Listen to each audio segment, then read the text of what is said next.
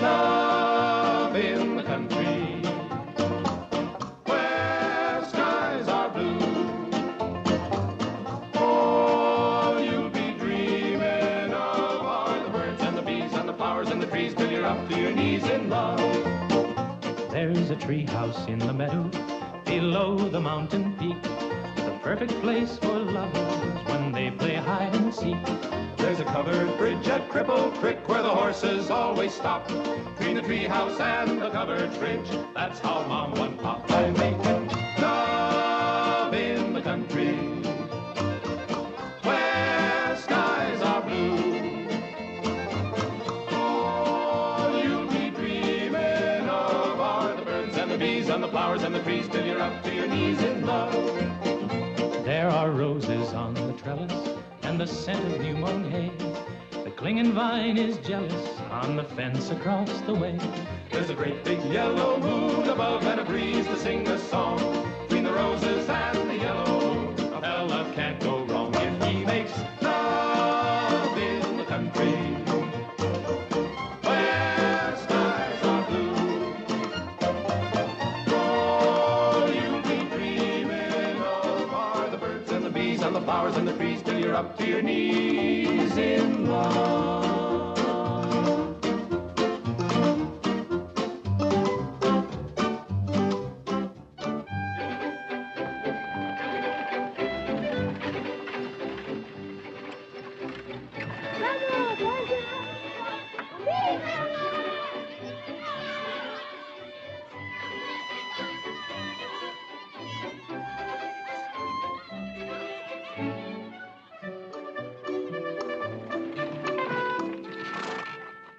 Lord to goodness, not again.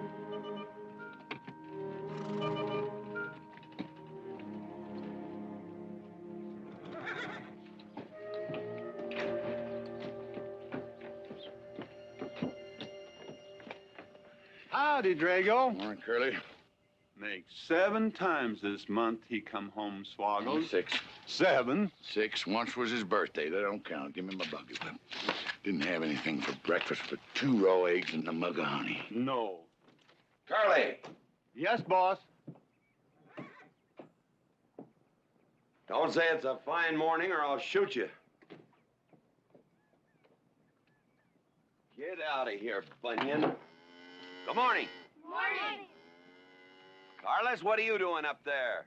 I hope I get it this time, Mr. McLintock. My brothers, they got the big hats already.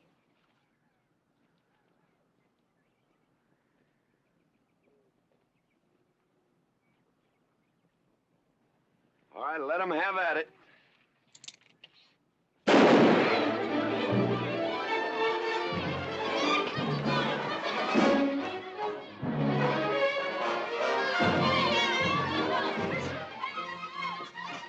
Get over it. Did you only me drive? You promised me you would sometime. No, yeah.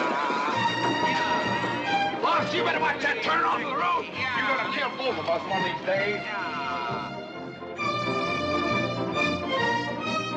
Thank you, Mr. Boss.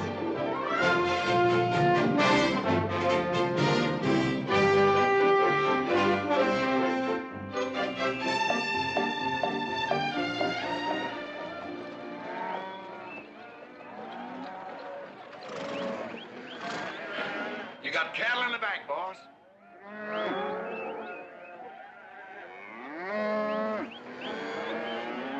Yeah. Give it up. Yeah.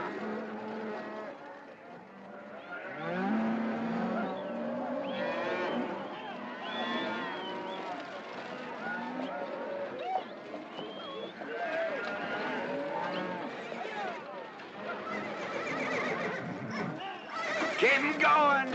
15 cents a pound all the way to Kansas City. Yeah. Yeah.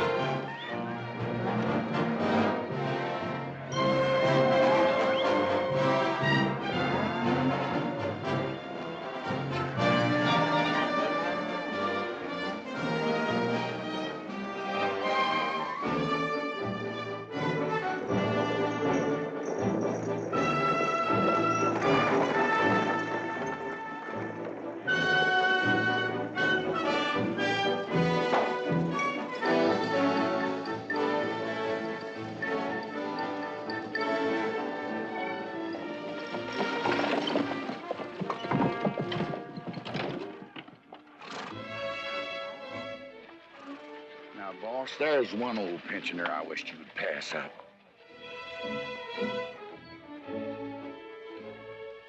Bunny? Yeah. I knew where I'd seen his face before. He's an old timer. He's just been around town a couple of years. Oh, you have no milk of human kindness.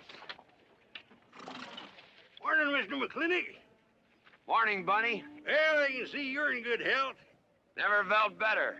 Contrary to what you may hear. Me, my kidneys ain't what they used to be, and my liver's been leaving me billies. Drago? Yeah.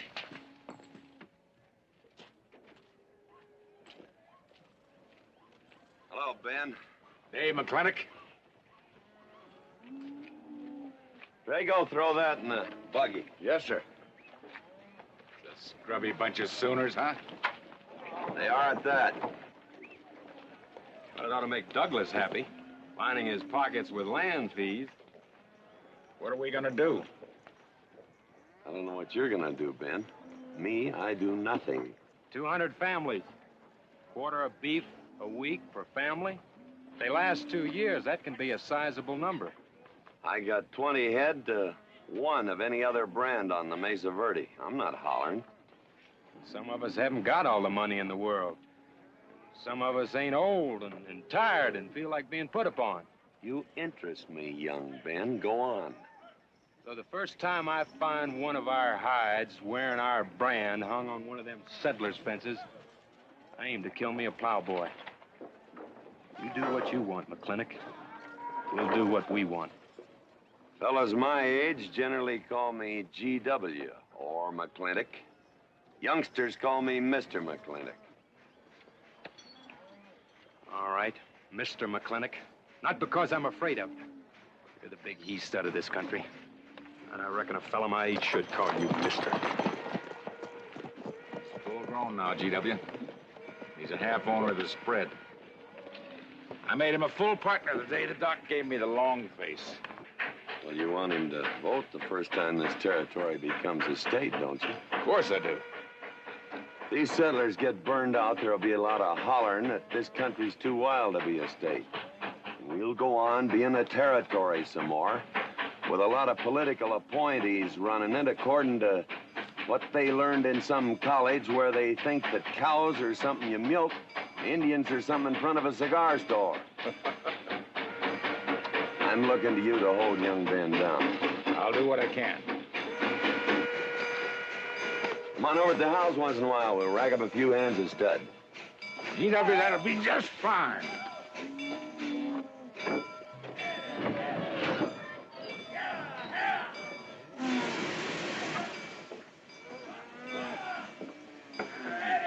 It's a nice morning, ain't it, boss? Everybody's entitled to their own opinion. Like that again, eh? Here's something that'll cheer you up. About 1,000 head. I figure they'll bring about 1,250. They're not as fat as I'd like to ship. They all off the North Range? Yes, sir. Settlers. Every one of them with a plow and a Bible. Not the slightest idea what the range is for. Drago! Drag out that hog leg. Yes, sir. Give me some attention. Yeah! People! People! People! People!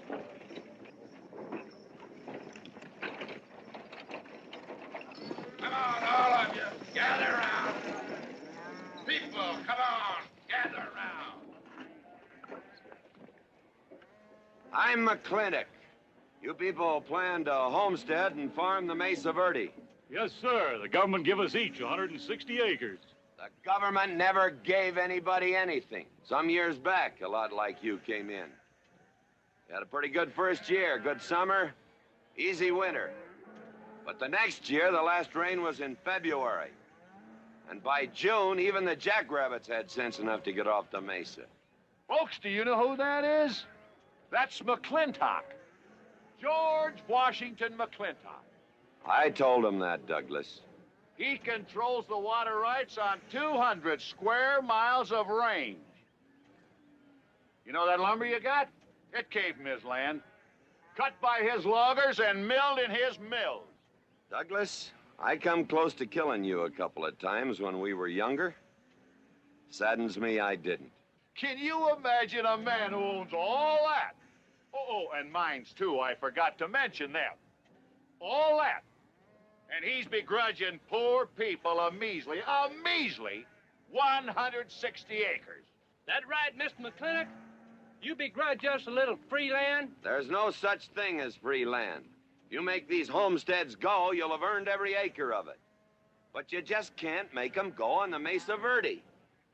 God made that country for buffalo. Serves pretty well for cattle. But it hates the plow. And even the government should know that you can't farm 6,000 feet above sea level. Any trouble, Mr. McLintock? No trouble, Jeff.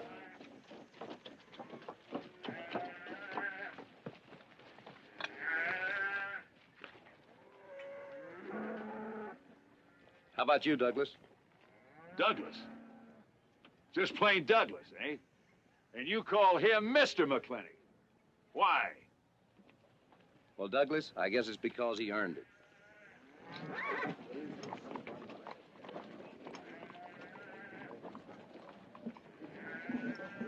Mr. McLintock?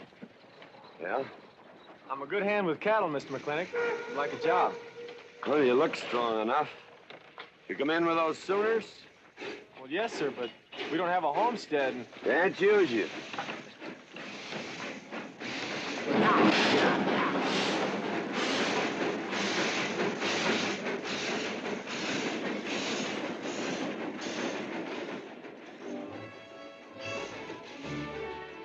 Tough life, ain't it, Sonny? Hell, ain't much future in being a farmer around these parts.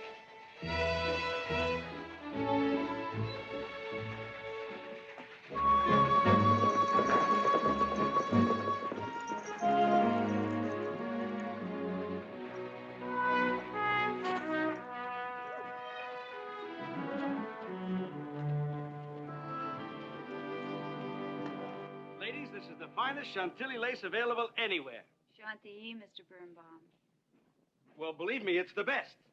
Oh, excuse me, please. Look around. Take your time. Drago, I got 1,000 Havana cigars and 12 of those hats for you over there. Them 12 big hats ain't gonna last long the way some folks have been dipping into that red eye these days. Uh-oh. Good morning, G.W. Good morning. I stole some stick candy. Please, help yourself. Come on in. Davy, you can forget about saddling up the horse. Come in here. Problem? Yes. Well, if I were blacks, I'd move Queen's Bishop to King 4. Yeah, you might be right. You know, I was just starting to work this out when the letter came. Letter? It was... What happened? Don't you want it? Morning, Mr. McLintock. Morning, Davy. You being here saved me a trip. Oh, that hat and suit of clothes you picked out for my birthday? Well, instead of this cowboy hat, I'd like to have this one. If it's, all right with you, sir. Oh, that's all right with me, Davy. Of course, that looks like the kind of a hat a fella'd wear down Main Street to start a fight. Oh, I don't need a city hat for that. All I have to do is walk down the street and some wiseacre will call me an Indian, and just like that, the fight's on. Davy, the letter, it's for you. And you are an Indian. Yes, I know I'm an Indian. But I'm also the fastest runner in town. I've got a college education, and I'm the railroad telegrapher. But does anybody say, hello, college man, or hello, runner, or hello, telegrapher? No, not even hello, knothead. Davy. It's always, let the Indian do it. Will you go out in the store and help the ladies? All right. I'm also bookkeeper, part-time clerk. Always let the Indian do it. The lady brought that out here this morning, asked for it to be taken out to the home ranch for you. Handsome lady, kind of tall with red hair. Called me Mr. Birnbaum, just as if she'd never seen me before, and as if that veil that covered her face would keep me from recognizing her. I thought she was in New York or Europe or someplace. So did I. Jake, you better throw on a couple extra cases of the boss's favorite bourbon. That stuff sure gets used up fast out at our place. Which reminds me, you better start tapering off. Catherine's in town. Katie?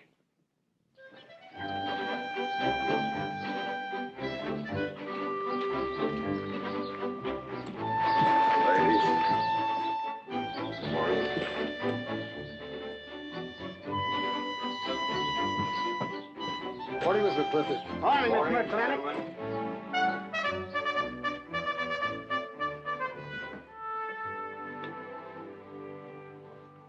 Good morning. Hello, morning, Matt. darling.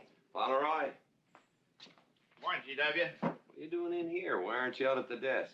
Helping out the bartender. Yeah, I see a busy day. Give me the key to room 17. What? 17, and don't advertise it. Here they come, Mr. McLintock.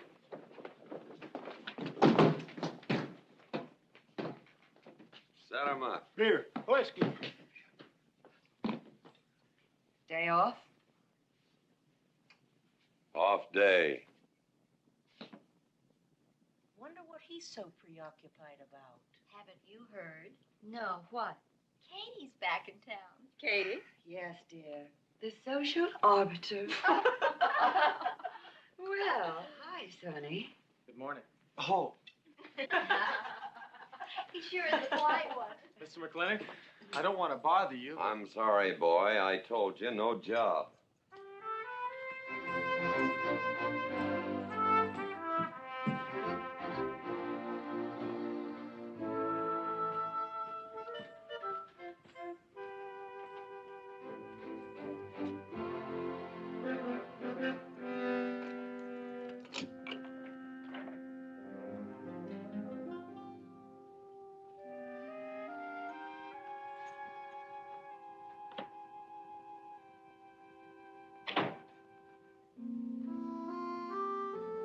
Catherine. George Washington McLintock.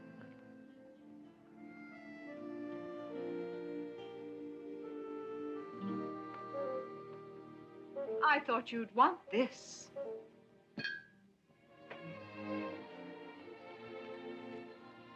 First dig of the spur.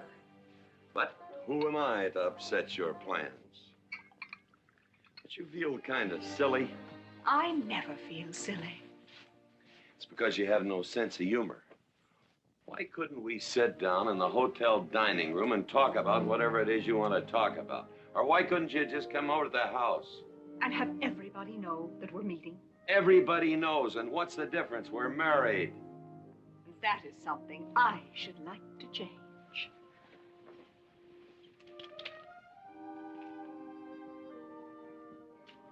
You know the answer, Katie.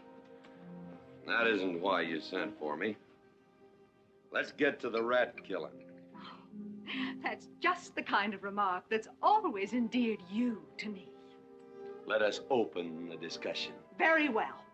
Our daughter is coming home in a few days. Rather, she's coming here. It was just a slip of the tongue that made me refer to this ugly hamlet as home. Our daughter. Is it so hard to say her name? It's Becky. Rebecca. I hate that name. Anyway, she's coming home. And I hope to persuade you to let her live with me. Part of the time in the capital, part of the time in New York, and, of course, Newport during the season. You're whistling in the wind, Katie. If she stays here, she'll become just as crude and as vulgar as all of this country. And if she goes your way, she'll be all show and no stay.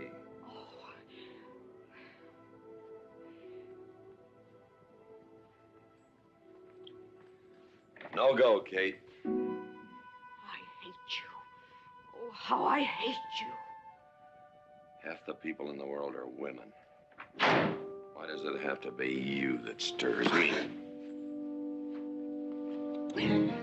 Animal. That's the story. I saw your picture in the paper at the governor's ball. You were dancing with the governor. At least he's a gentleman. I doubt that. You have to be a man first before you're a gentleman. He misses on both counts.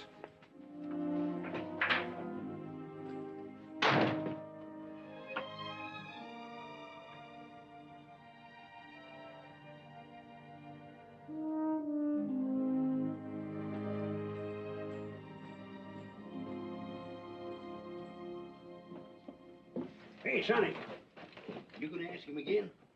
Nope. Hey, boy, you got a pocket of pride. You got a beg. You better listen to an expert, Sonny. I'm telling you, you got to grovel. Human nature gets him every time. Mister, leave me alone. Everybody does it one way or another.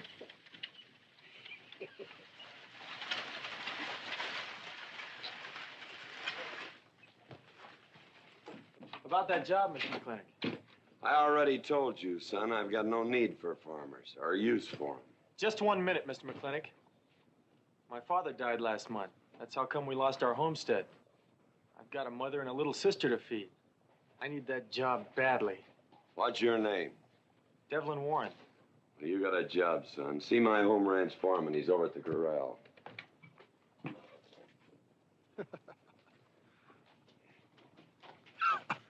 Step down off of that carriage, mister.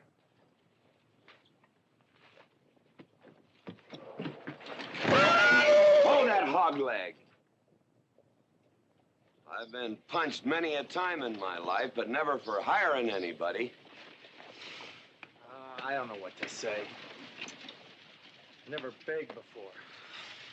Turn my stomach. I suppose I should have been grateful you gave me the job. Gave? Boy, you got it all wrong. I don't give jobs, I hire men. You intend to give this man a full day's work, don't you, boy? You mean you're still hiring me, Mr. McLintock? Well, yes, sir. I mean, I'll certainly deliver a fair day's work. For that, I'll pay you a fair day's wage. You won't give me anything, and I won't give you anything. We both hold up our heads. Where do you live? The settlers' encampment, down by the mine. That's your plug? Yes, sir. Well, hop on him, and we'll go get your gear.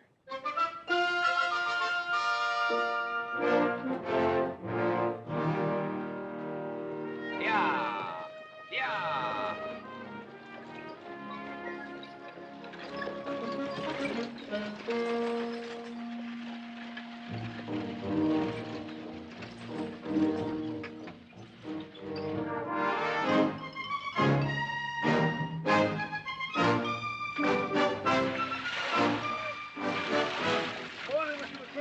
Morning, Mr. Poor Boy.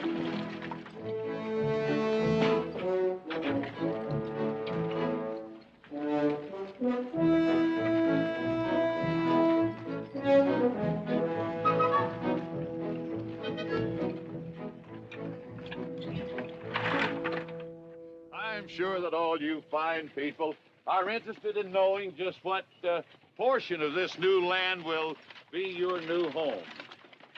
Oh, Jones and McAllister, since you've been more or less the leaders of our group, I'd like to have you come up and check the exact location. Won't be a minute, sir.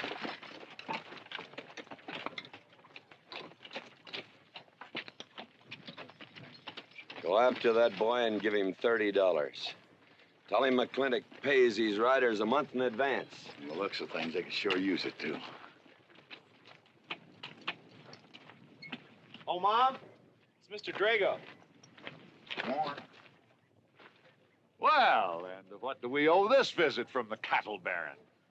I've got a touch of hangover, bureaucrat. Don't push me.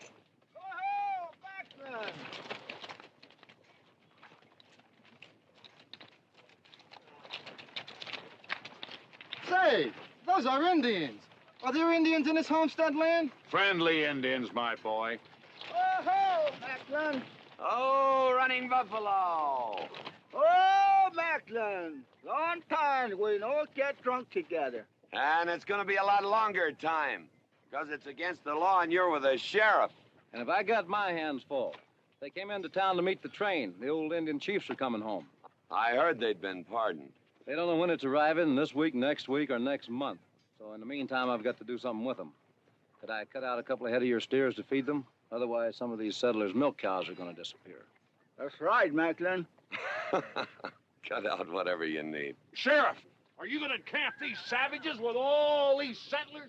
You're asking for trouble. Mr. Douglas, I already have plenty of trouble. Please stay off my back. Running Buffalo, bring your people over to the clay slide. Hello.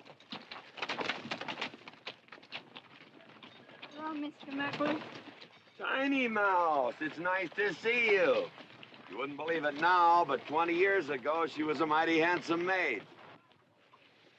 20 years ago, you thought so too, Mr. Douglas.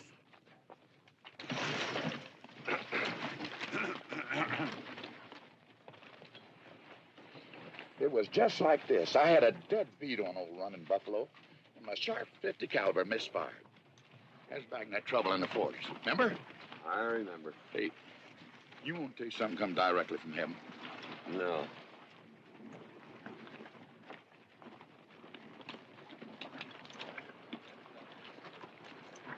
Where'd you get this? That boy's mama baked them.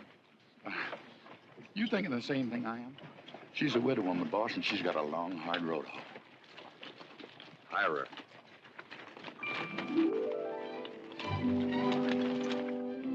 I always said you had a heap of sense. Mr. McLintock, this is my mother. Your mother? And my sister. Pleased to meet you, Mr. McLintock. Ma'am, this here's my boss, and he has few choice words to say about your biscuits. Yes, Mr. McLintock? Huh? They're great.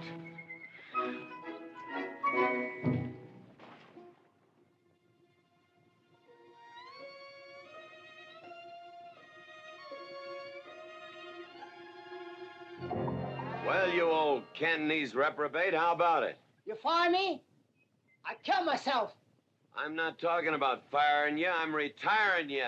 You've been rustling food for us for 30 years. We're gonna put you out to pasture. All you'll have to do is give advice. Be one of the family. I kill myself. I may save you the trouble. But, Ching, you kill yourself, I'll cut off your pigtail, and you ain't never gonna get to heaven. I'll be one of a family. I give you my solemn word. Pretty clumsy family. Drink too much. Get in fights. Yell all the time. Cut off his pigtail. All right, I'll be one of a family. Giúp lấy đó. Phải là giúp lấy đó. Giúp lấy đó. Hai. Cảm ơn.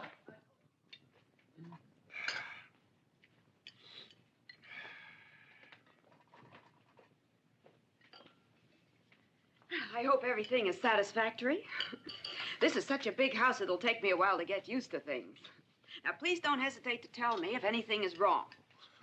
No bird's nest soup. Otherwise, just fine. Everything went nicely. Finally, fine. ma'am? Best apple pie I ever had. Curly's right, ma'am. Hated to leave that last bite. Shall we celebrate with a drink? Carlos, come in and help me with the dishes. Alice, you want to help too? Yes, Jacob. All right, pitch in. Now, I'll wash and you kids can dry. Is that good here?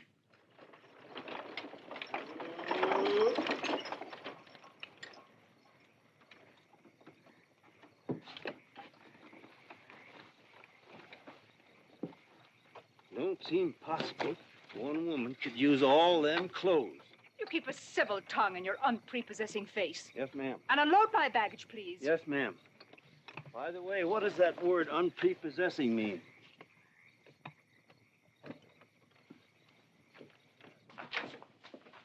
Miss McLintock. Oh, hello, Carlos. Run and help the driver with my luggage. I couldn't trust anyone else in this house to do anything correctly. Luggage? Give him a hand, Curly. Yes, boss. Mr. McLintock? Are you moving back in? Yes, but nothing has changed except my place of residence. And I'd be willing to put up with savages rather than be denied the company of my daughter. And I'm proving that by moving in here. Mr. McLintock, since it's my first day, would you excuse me if I, Go ahead. Oh, Catherine, this is Dev Warren. He joined the outfit today. Please, ma'am. Thank you. Well, how refreshing. A polite young man here. Where did he come from? He's a farmer. A farmer? Well, I'll be doggone. Kate, welcome home. What on earth are you doing in that idiotic-looking outfit?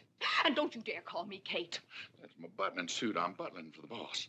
And I'm sorry, Catherine. That Kate kind of slipped out from the times I remembered you as being nice people.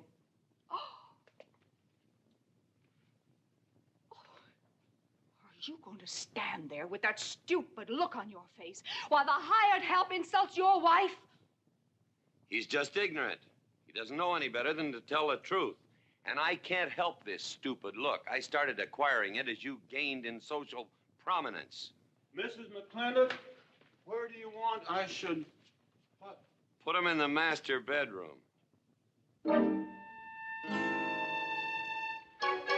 Yes. But move Mr. McLintock's things into another room. Oh, the one back of the stairs would be best so that he can't wake up the entire household when he comes home every night. Just before daybreak. Yes, ma'am. Oh, excuse me. Here's your cigars, Mr. McLintock. I am Mrs. McLintock. Kate, Catherine, this is the cook. This is the lady does the cooking for us. Mrs. Warren, Mrs. McLintock. How do you do? Very pleased to meet you, Mrs. McLintock. Very pleased. Likewise. You see, I just came to work here today, and I guess I jumped to the conclusion that this was a bachelor's household. It is, and then again it isn't. I will explain so everything will be quite clear, Mrs. Wallace. Mrs. Warren.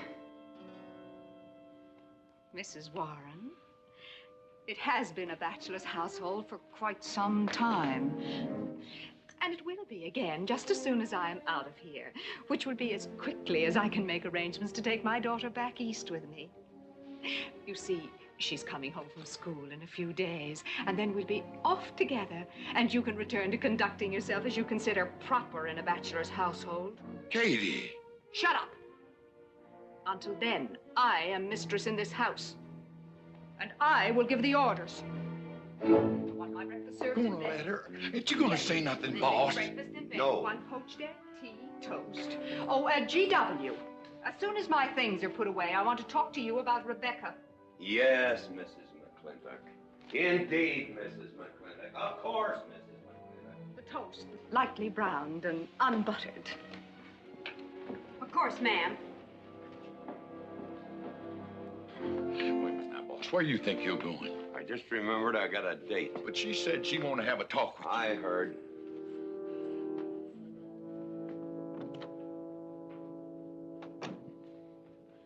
Good evening, Lem. Evening, Mr. Mack. Yep. Say, Mr. Mack, what does unprepossessing mean? I was called that once, Lem. Looked it up in the dictionary.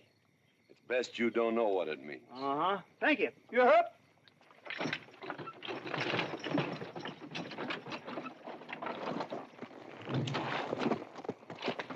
Hey! What am I gonna tell her when she asks where you went? When in doubt, tell the truth. She wouldn't expect that from you anyway. Where's Mr. McLintock going? There he goes, burning his last bridge. You see a yellow streak about a foot wide running up down his backbone. Well, Mr. McLintock? He ain't afraid of nothing. I once thought that.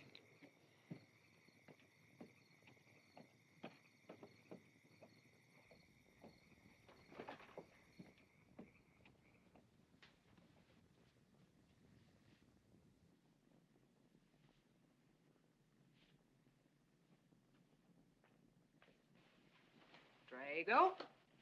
Yes, ma'am. Was that, He took off, lit out. I told him I wanted to talk to him. Ma'am, I was standing right over here when you said it, and I was standing right out there on those front steps when he walked up to a horse, grabbed a hunk of mane, stepped up on him, and sunk spur. Where did he go? Last time I saw him, he's going east. But you know him, he's liable to go north, south, or west. Get me a carriage. Yes, ma'am, but But what? maybe you shouldn't follow him into maybe where he's going into. What does that mean? I don't know, but I wish I hadn't said it. I'll just get the carriage. Yes, ma'am. What happened? Get the brooch. Baruch? Hitch it up. She wants to go to town. But Mr. McLintock never said anything to me about it. Look, young fella, I'm the ramrod around this place, and you better start giving me a yes, sir. You're gonna get the roof of this house pulled down on your head. Yes, sir.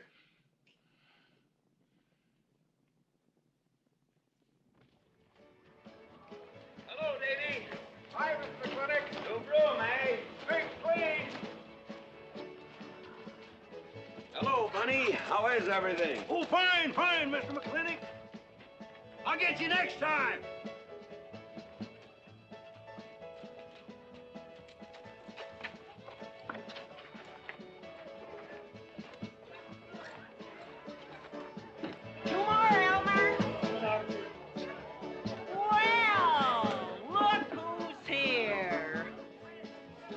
it be, Mac? Same as usual? Ladies. Evening, GW. Jake? Wrong move. What? Chess problem. Queen's in danger.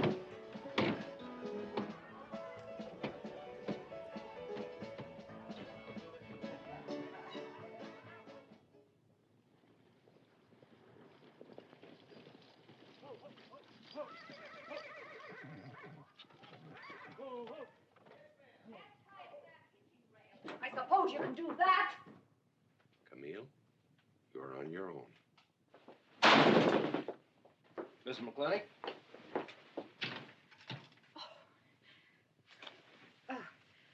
I'm Camille. Camille Reedbottom. I'm learning the game of chess. Thought it would give me something to pass the time. See, I have nothing to do all day long. I just remembered something.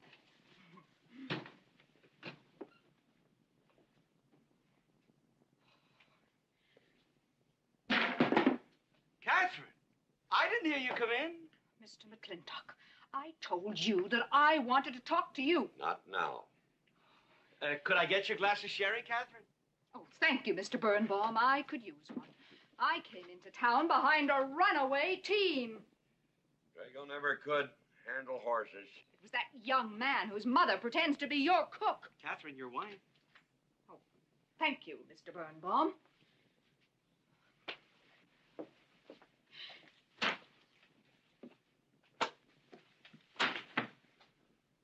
Now, Mr. McLintock, we have an awful lot to talk over. First thing I learned about Indian fighting was to wait for daylight.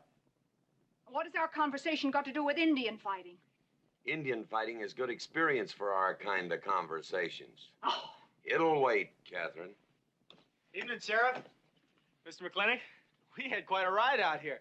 Oh, I finally got that team settled down. It's your move. No, it's your move. I just castled. Oh. Now, look here.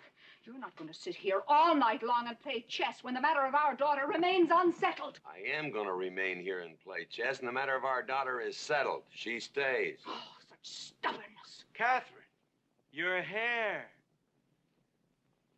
Oh, it is a mess after that awful ride. No. It's just that I haven't seen you for a long time. And it seems to me the last time I saw you, your hair was a little darker, no?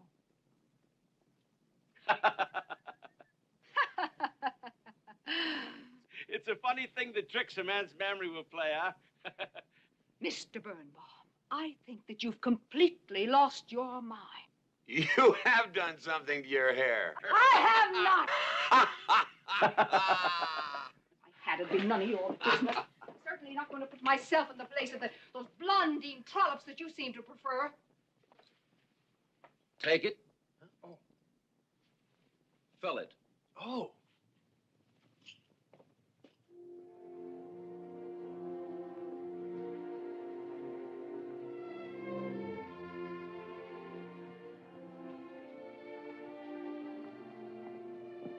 Morning. You fellas still at it all night? A McLintock never quits. But a Birnbaum has to. Besides, the game is over. You got me. Oh, no, Mr. Birnbaum. You still got a good game. Oh, you play chess? Please, take over.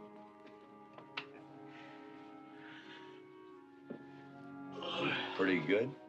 Fair. Well, looks like I won't have to come into town always to get a game. Remember, I'm a bad loser. It's your move. Yes, sir.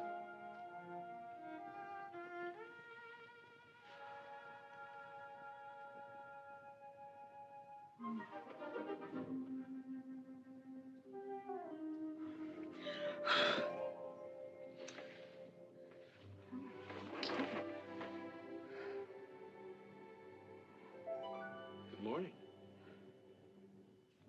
Good morning. Oh, it's not morning already. Mm-hmm. Cup of coffee? Oh, yes, thanks, Jake.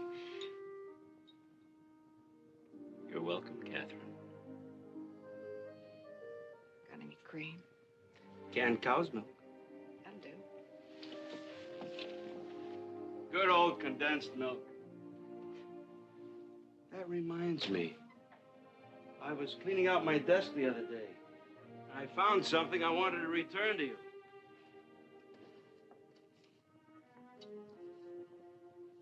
Here it is.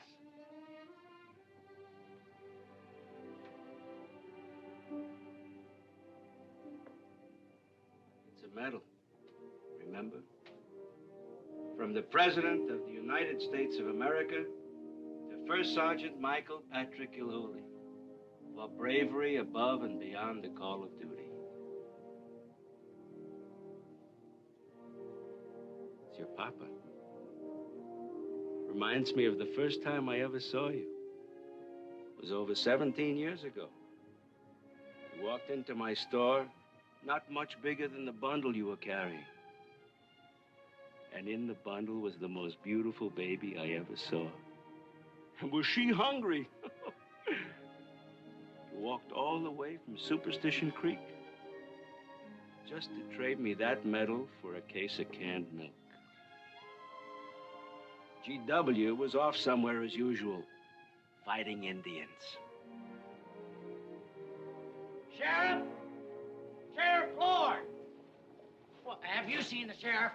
Kind of early for him. To try his house? Why didn't I think of that? Looks like Birnbaum's is open. Maybe somebody in here knows. So there you are, Sheriff. I told you you were headed for trouble. Trouble? I want to know by whose authority you let those Indians stay in town. Those savages are wards of the government, and I am the representative of I that told Sheriff Lord that he could put them up down by the clay side. Because the town's named after him, he thinks he owns it. Well, you check the books in the recorder's office, and you'll find I do own a fair piece of it.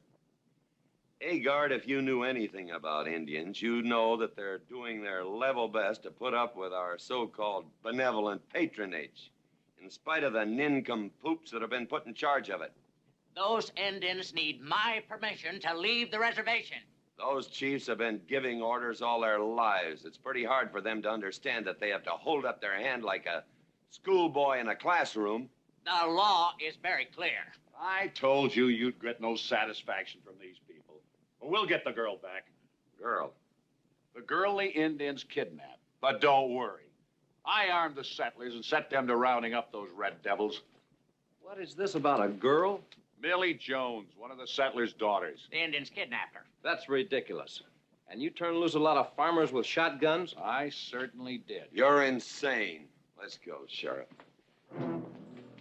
Mr. Douglas, Oh, Miss McLintock. much as I hate to agree with GW about anything, you haven't changed a bit. You're still an hysterical fool.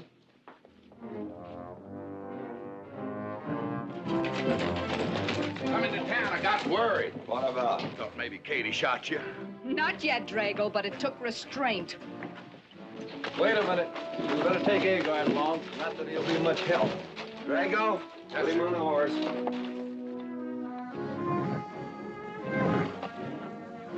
Just a minute. Well, I'll drive. Yes, ma'am.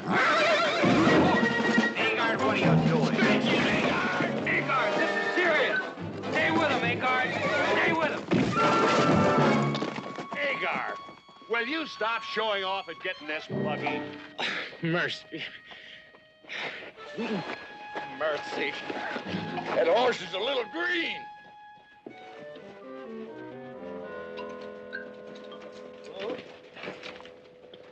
Let's go. yeah.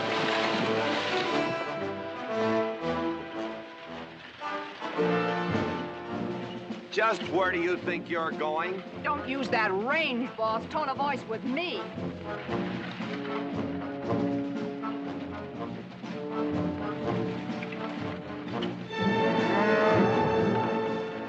Carter!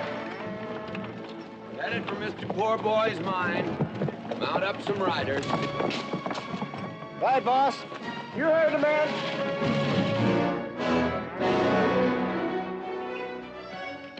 I don't like it, Mr. McLintock. I don't like it one bit. What don't you like? They're planning to hang an Indian.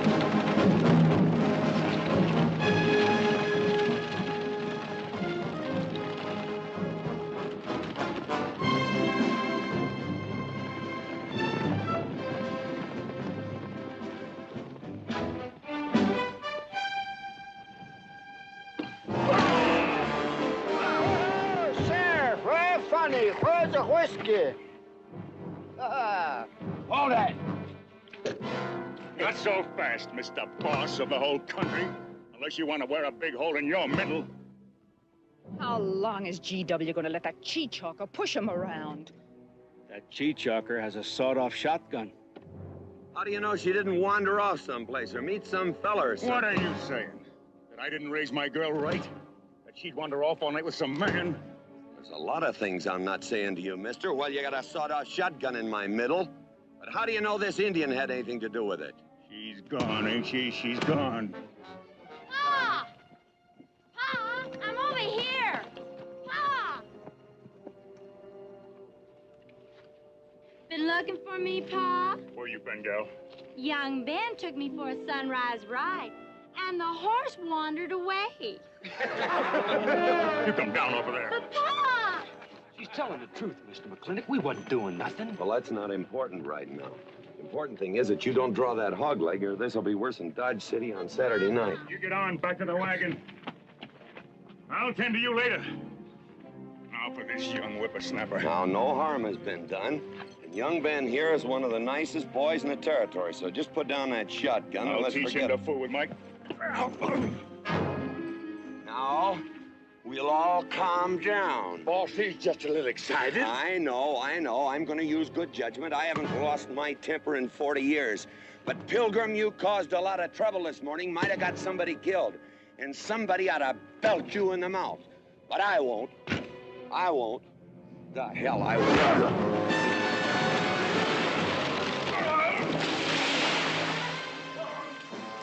McLintock Rider!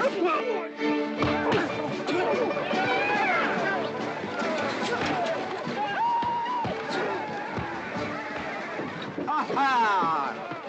Oh, Markland! Hey, Buster! Remember me?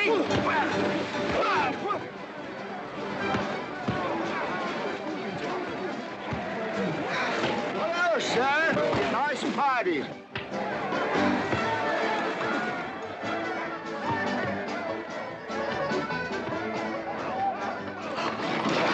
Do you think you ought to? I ought to what?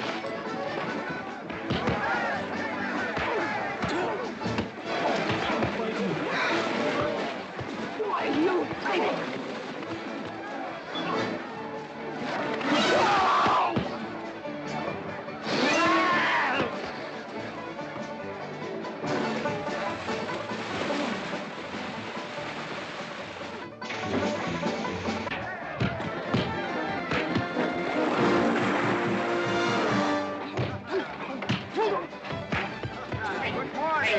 I want to work with you. Hey, just a minute. What are you doing? My glasses. Hey, now stop this or you'll be sorry.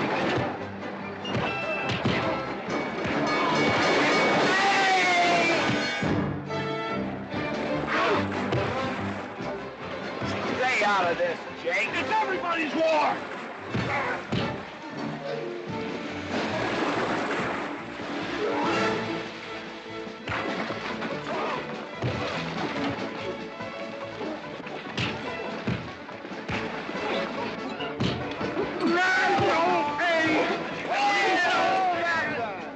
Where's the whiskey?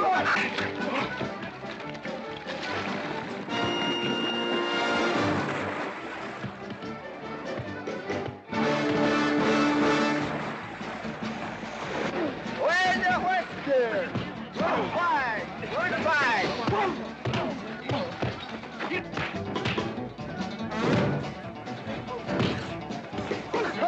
Sorry, McLintock.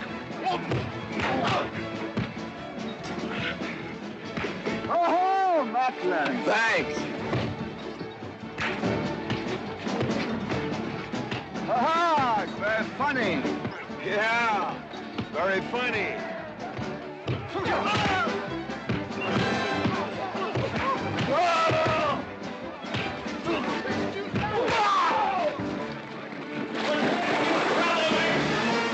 Guys, Mr. Douglas, I'm sorry.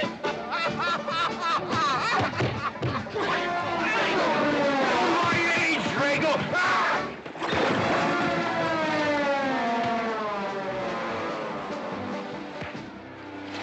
Hey!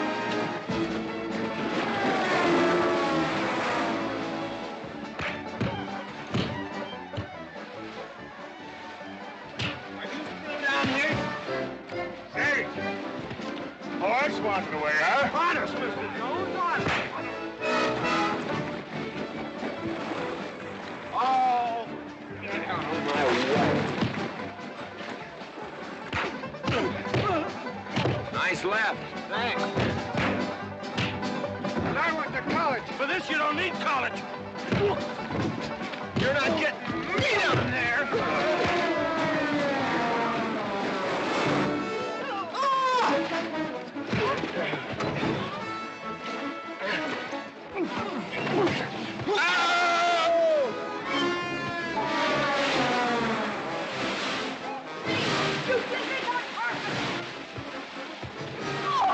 Why, McLintock, you big... Good morning to you, Mrs. McLintock. Buddy, you big... Yowie!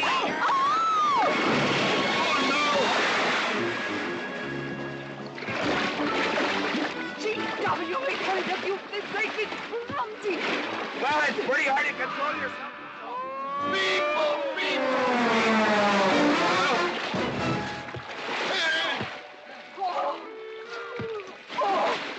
Oh, Macklin! Oh, Macklin! Oh, party! But no whiskey. We go home.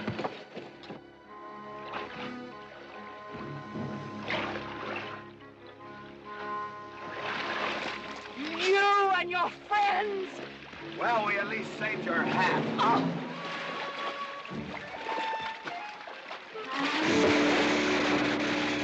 Where is everybody?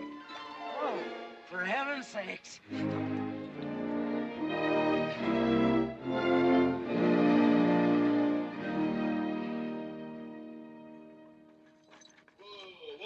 Drago, will you never learn how to handle a team? Yes, ma'am, I'll sure try. I tell you that now. Try me, family. You want to lose your pigtail? I lose face.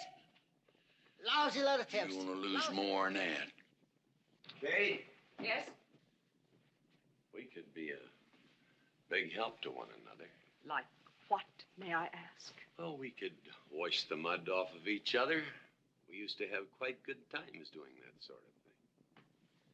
There are a lot of things we used to do. Good night, Mr. McLintock.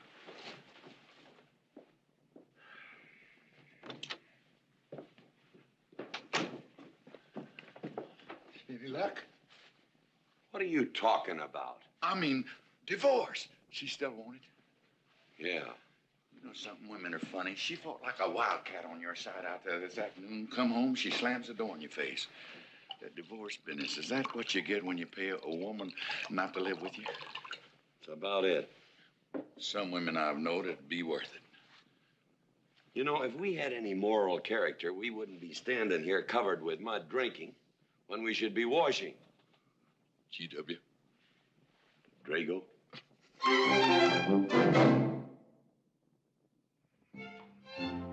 Miss Warren, these biscuits. Mmm. Oh, thank you, Drago.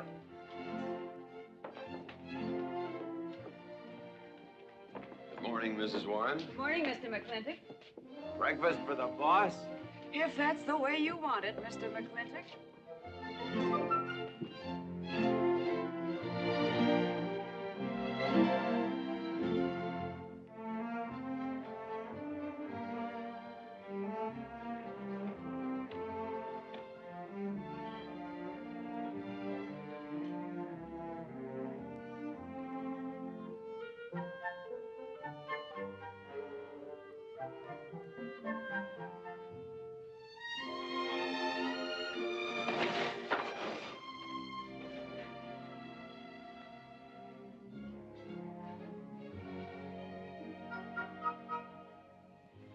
One poached egg, tea, toast, lightly browned, and Why, Mrs. McLintock, you have a black eye. I do. Ooh.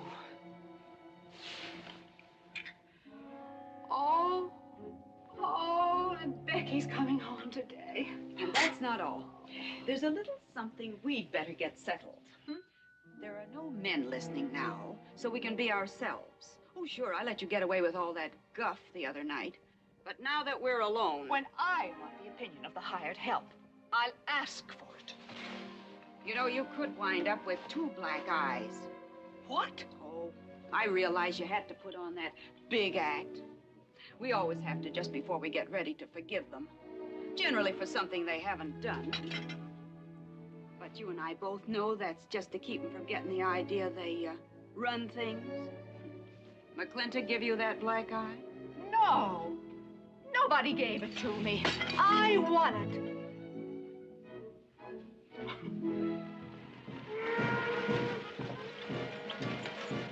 Morning, Davy. Morning, Mrs. Beach. Mr. Beach.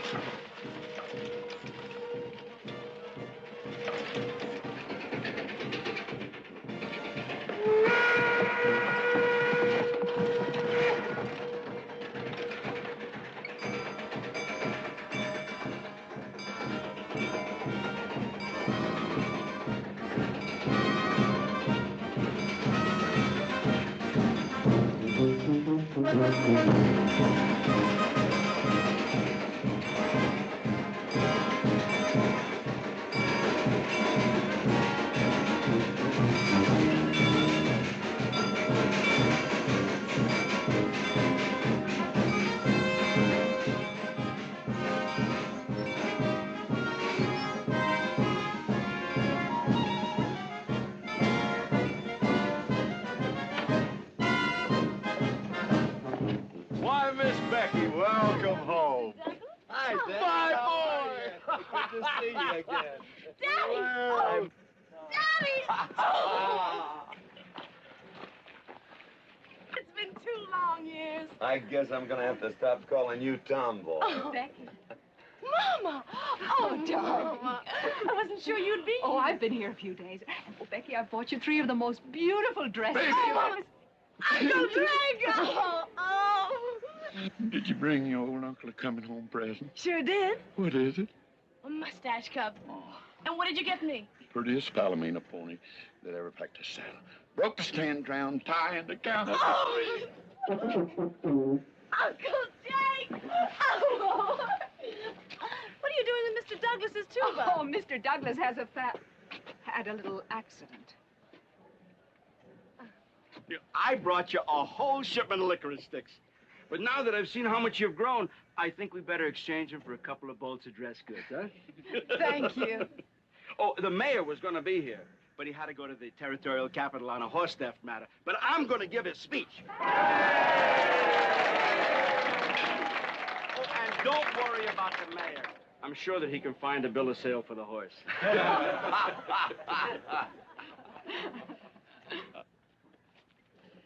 Ladies and gentlemen, we are here to welcome the fairest... What am I doing? We are here to welcome back the prettiest girl that was ever born in McLintock, or in any part of the territory. Now that...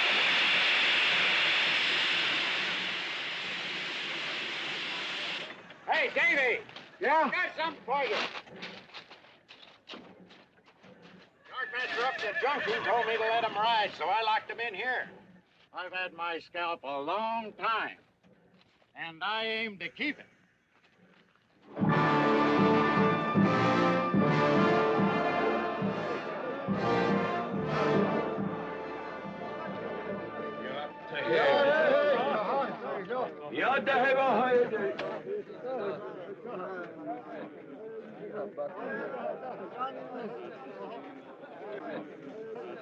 And now she's come back to us. Gone are the pigtails, but the freckles are still on the prettiest face that was ever born in McLintock.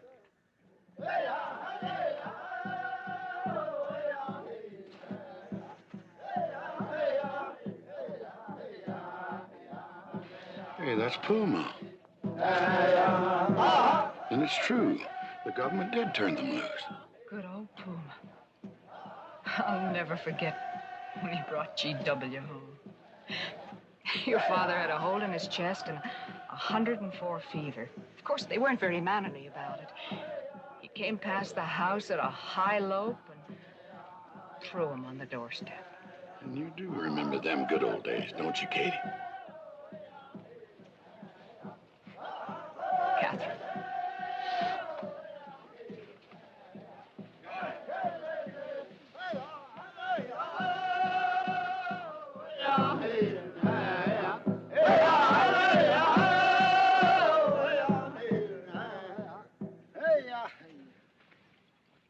Yatta hey, my friends. Yatta hey. Puma, honored enemy. Does big McLintock forget? Also blood brother. No, I'll never forget that. All wound. Does it hurt still? I feel it when it comes on to rain. An inch higher and I wouldn't have had to worry. Big McLintock, that was remembered fight. We return with news. Our people have more trouble. You see, I learned good English now, Big McLintock. Learned in white man's jail. But we would have you talk our cause at government hearing. I understand that Governor Humphreys is going to preside at that meeting. Yes, Puma, I'll translate your wishes. Mr. McLintock, could I impose upon you to use your Comanche to tell these Puma chiefs... is chief of the Comanches, and he speaks English very well. Oh, well, your people will have to follow my instructions to the letter. It is the law of the land... Well, now, just a minute. Well, for heaven's sakes.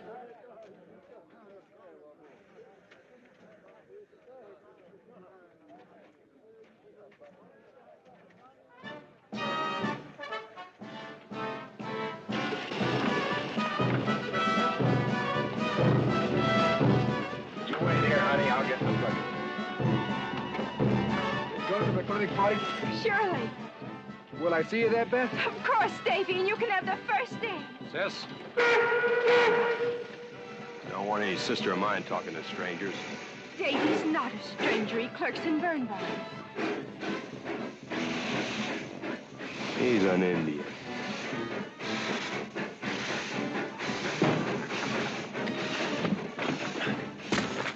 Darn you, Drago! Now look what you've done. Baby, this is Devlin Warren. He works for you, Papa. Dev, this is Miss Becky McLintock. Those are my things. Yes, ma'am. Oh, I'd have known you anywhere, Miss Becky. What do you mean? Oh, I mean, you look so much like your mother. Or even prettier. Oh, Mr. Warren. Mother's much prettier than I am. Many a fight started with words like that. Come on, get in the boat. Hello, Ching. We got jelly pie for dinner. Oh, I'm not cooking. No, he's not. Junior! Yes, Miss Becky. You remember Junior Douglas, Mama? Oh, of course. How's college? Valedictorian, 95. Oh, congratulations. Oh, Mr. and Mrs. Douglas, we will see you at the party, of course. Oh, delighted. Well, it'll be pretty hard to keep young men away. Yes, sir. Drago? Yes, boss. Baggage all loaded. G.W. You remember young Junior? Oh, yes. Like father, like son. Mr. McLintock, I hope you don't think I'm being presumptuous in asking for the honor of calling on Miss Rebecca.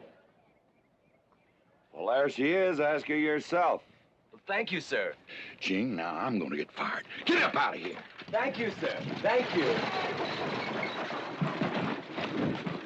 How do you know me, Mama? See you at the party, Junior! Yeah. Yeah. Yeah, what?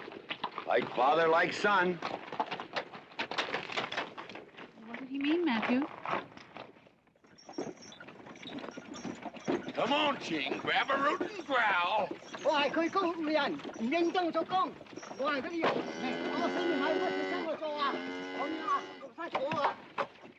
you're doing a good job, Miss McLintock. Thank you, Miss Flora. Deb, when you're finished there, go over and help Drago with the beer kegs. Yes, Mom. Deb, could you come and help me a minute?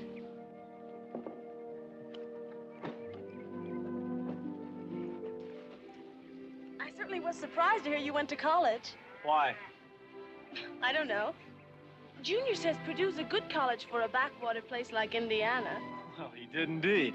Oh, could you do this? I can't reach it. Why didn't you finish college? Lack of funds. My father got sick, and he had to come out west. So we took out a homestead. You know, your mom's sure cute. It's too bad you didn't inherit her eyes.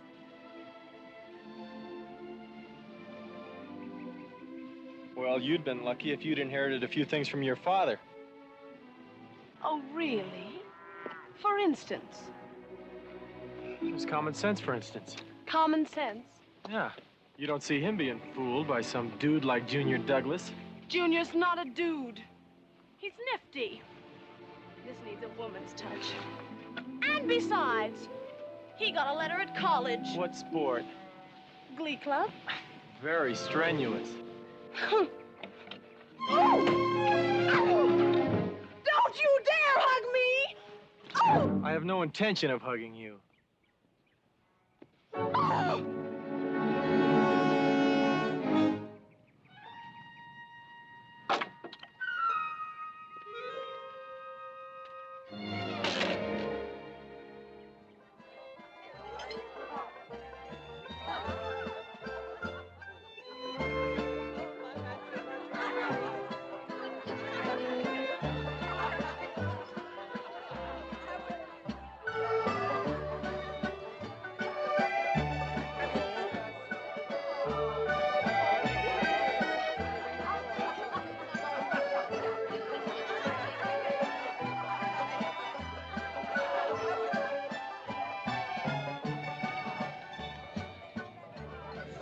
Ladies all look lovely, Catherine. You know, this is a real fine party. Oh, thank you, Ben. Of course, we had to invite everybody. Just everybody. Sorry, GW, but this one's mine. Well, thank you, Mrs. Warren. I guess I'll have to be a good host in my own home. Well, the next one's yours, Mr. McLintock. Thank you.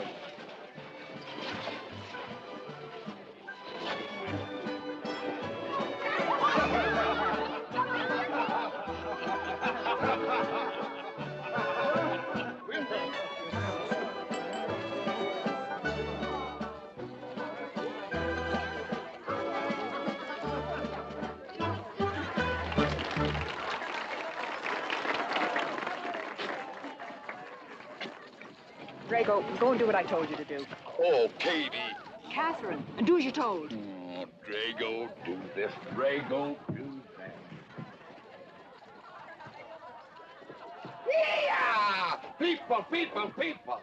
This Douglas feller. Drago! Yes, ma'am. Matt Douglas, Jr. is going to bring you folks some of the latest terpsichorean dance steps, brand new, brought by him directly from New York City. All right, Mr. Fiddler.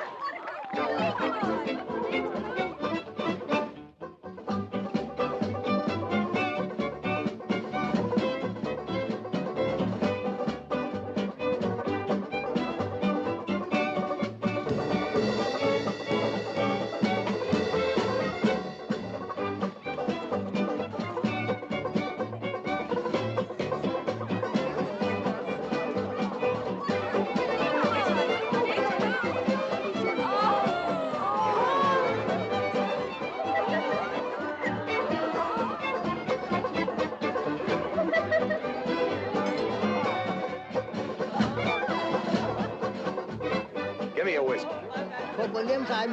What? Just turned a 10-gallon party, boss. We're running out of whiskey. Well, I can take care of that. Shane.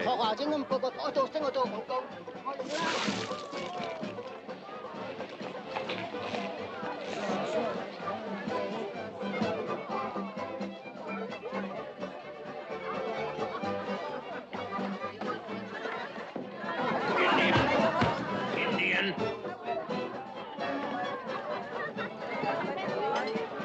And you still got any ideas about asking my sister to dance? Get up and we can do this all over again. Yes! That's enough. You fought it. It's all over. Quit butting in, Birnbaum. He's a hired man, not your son. Look, you fought him fair and square. I don't think it was so fair and square. Well, you want to take up where he left off? If I did, you wouldn't find it so easy.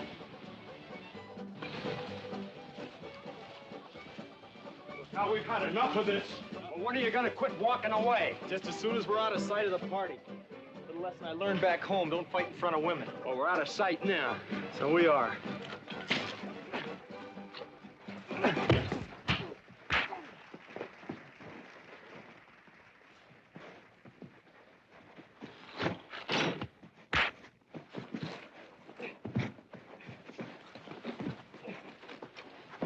Such vulgarity. Someone should do something about it. You're right. Absolutely right.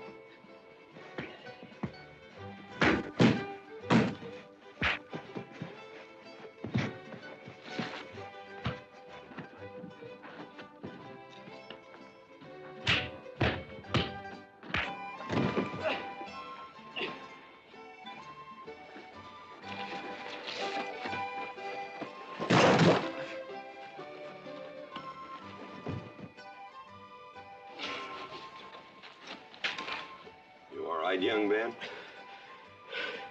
I'm all right, Mr. McLintock. Pretty fancy fighting for a country boy. 2 years at Purdue, Mr. McLintock, on the boxing team. I never thought any farmer could whip me. But you sure did. Better get him cleaned up. Get him some water, Jake. Yep.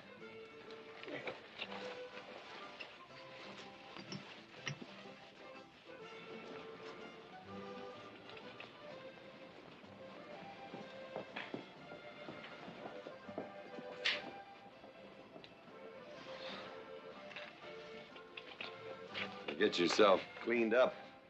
Go ask that girl for a dance. Who?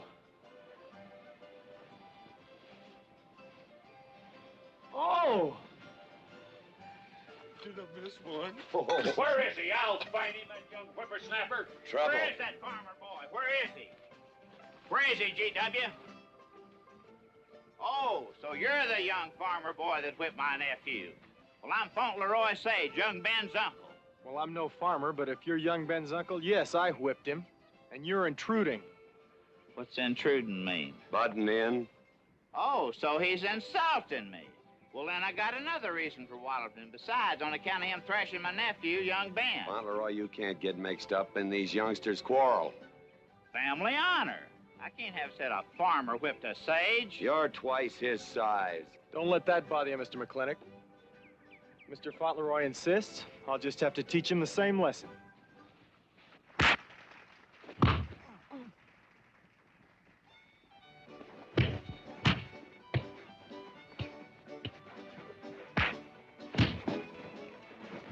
Say!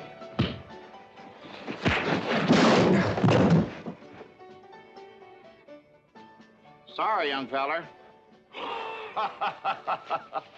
Hate to have to do that, young fella. No hard feelings. Not yet. Not yet what?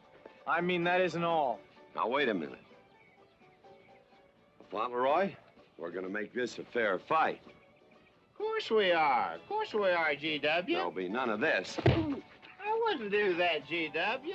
You wouldn't do... No, I wouldn't do that. And Dev, I don't want you kicking Fauntleroy in the knee. He didn't do no such thing. And none of this nose twisting. He's all yours.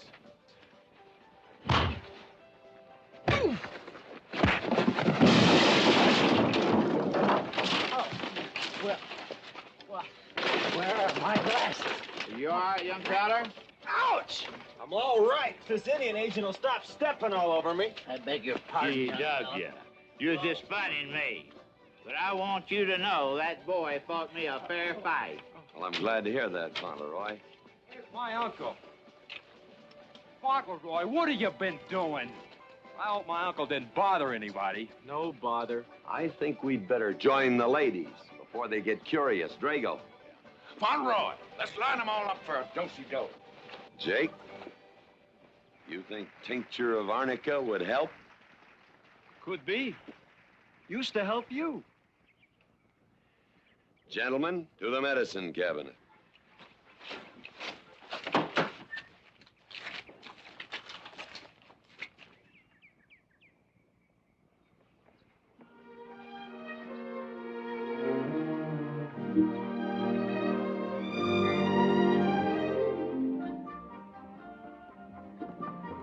Good morning, Drago. Morning, Davy. You seen Daddy? Took over early this morning with a scattergun over his arm. Went hunting.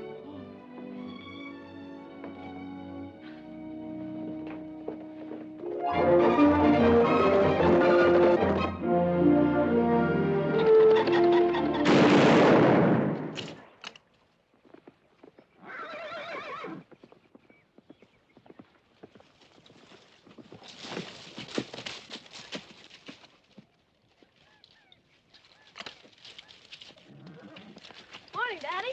Good afternoon. I'll get you out so early. There's something I have to get straight in my mind. Yeah?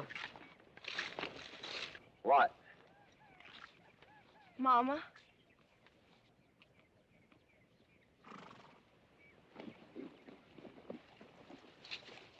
Why'd you and Mama stop living together, Daddy? Why'd you separate? Aren't you going to answer me? No, It's sort of my business, I think. I don't. Is it another woman? Usually is. At your age, you always know what's usual. Is it Mrs. Warren? Becky, I don't want to start laying the law down your first day back home. But I'll have no more such talk. First time I ever saw Mrs. Warren was last week. She has a job here at which she's very good. And I hope you'll have the good manners to not pry into other people's business. Your mother's and mine. Pretty good shot, Daddy. Oh, I can understand your trouble. Mama's often so, well, so petulant. Petulant? You learned a lot of words back east, Becky. Wish to God they'd have taught you some meanings. You were only about 6 months old when your mother stayed alone with you in a sod hut under 8 foot of snow, while I moved the herd 300 miles south to try and save it. Saved about half of it. You were a little more than a year old at the time of the great Comanche raids. We stood off 500 Plains Indians for 9 days. Petulant, Becky? I think you better go on home. See that Ching gets those birds.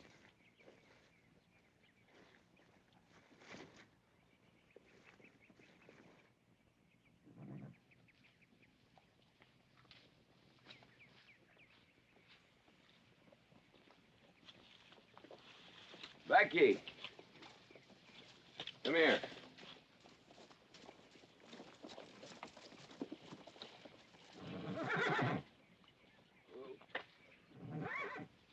There's something I ought to tell you.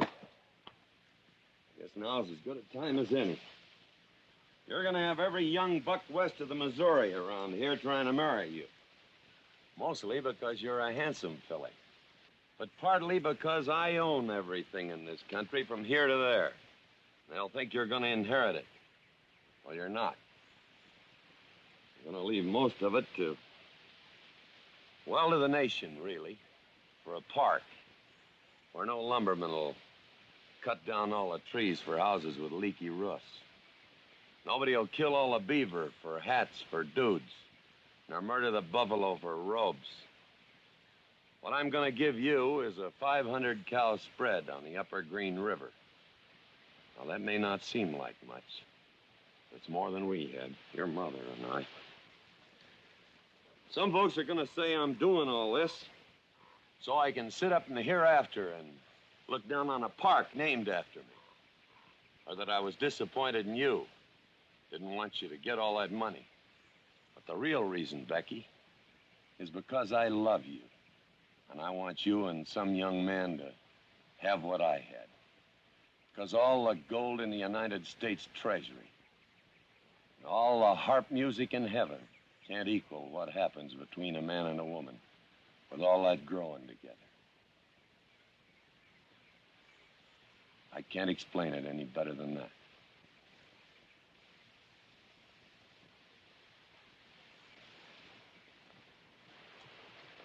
All right, Daddy.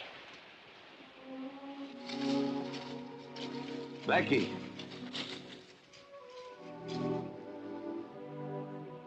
When you're as old as I am, you'll thank me for this. Daddy, I'm full grown. I wasn't worrying about me. I was thinking about you and Mama.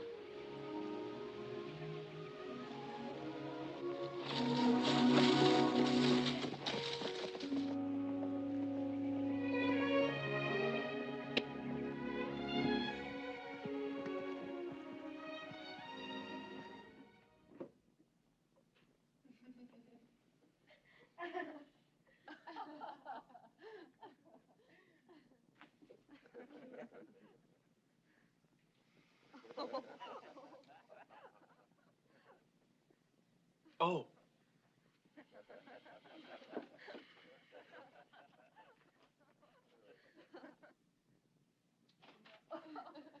Well, sir, all 3 of them fell right out of the carriage.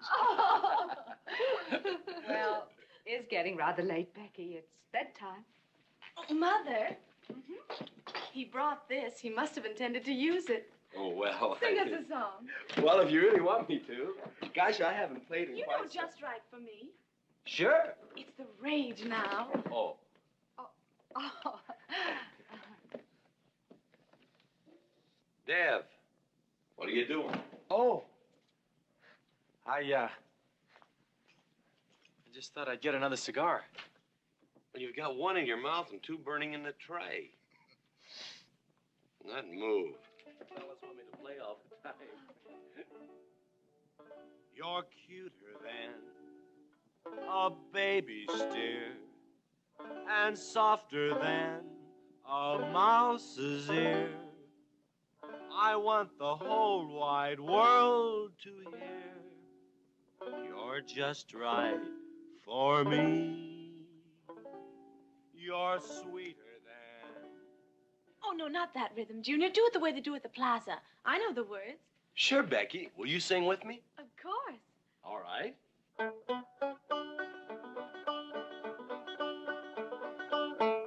I love a man who's witty and smart and clever. It's your move. Oh. Oh, Deb, you're playing like an amateur. Let's call it an evening. I'd like to know where your mind is tonight. The early spring, or bluebells when they start to Pretty good. Voice like her father. like a king, you're just right for me. Sweeter than honey, finer than wine. I'm sure they found you on that honeysuckle vine. I would melt in your embrace. You disappear without a trace. To die like this is no disgrace. This is the time. This is the place for you. Just right for me.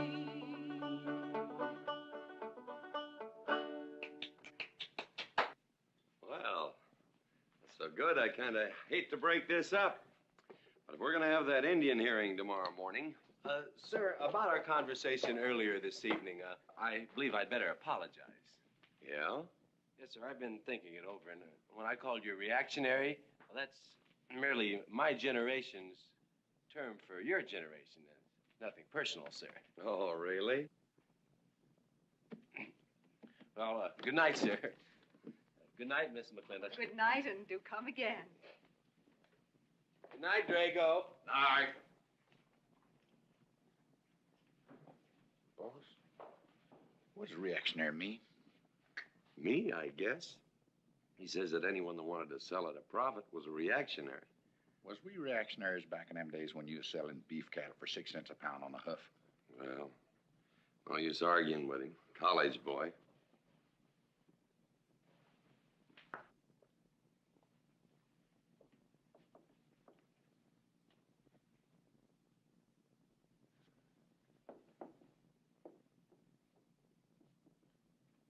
Devlin Warren, if you was my kind of man, you wouldn't let some dude walk off with the prettiest girl west of Denver without putting up some kind of fight. Does it show?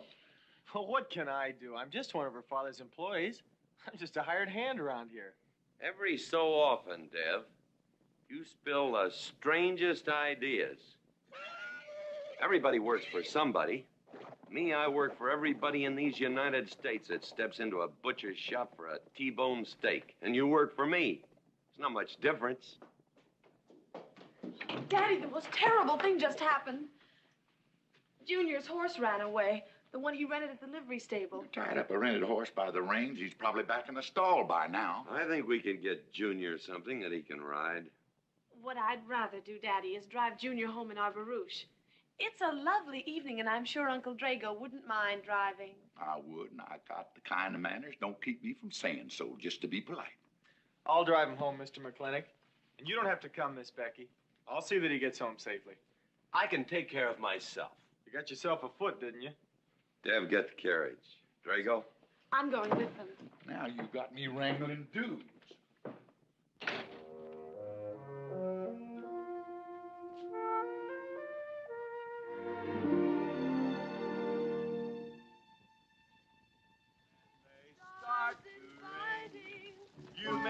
man feel like a king.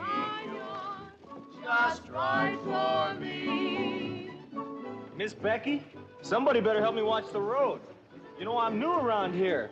Might take the wrong turn off. Devlin Warren, you know there isn't a turnoff between here and town. You disappear without a trace. To die like this is no disgrace. This is time. This is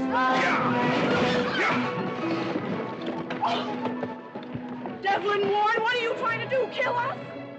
Rather have your friend drive?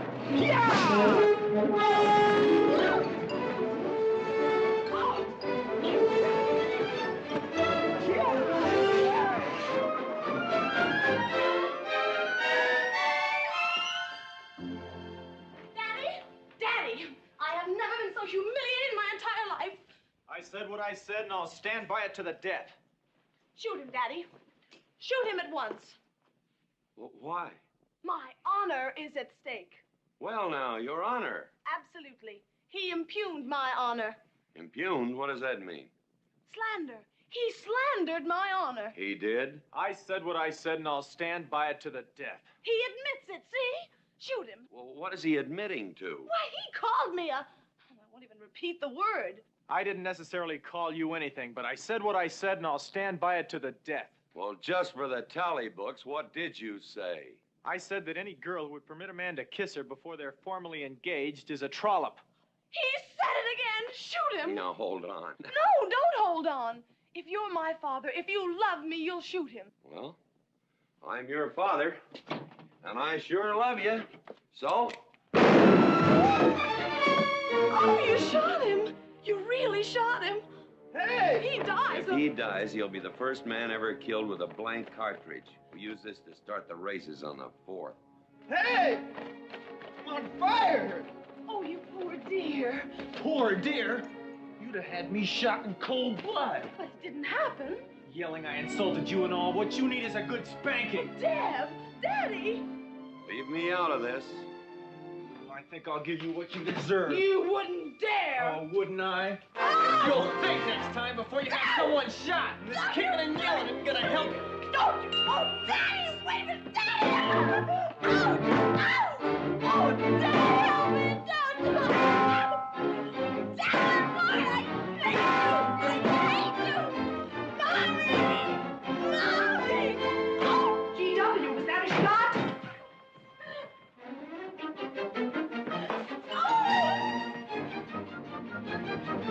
Oh, Becky, what happened? He spanked me! You spanked my daughter? Dev. You mean you stood there while that brute beat our daughter? G.W., what's happened to you in the last 2 years? Better part of valor, son. Oh, isn't it enough that you've always treated me like a squaw without subjecting dear, sweet Becky to this crude, vulgar way of Catherine, life? you women are always raising hell about one thing when it's something else you're really sore about. Oh. Don't you think it's about time you told me what put the burr under your saddle about me? I don't intend to stand here and hold a midnight conversation with an intoxicated man.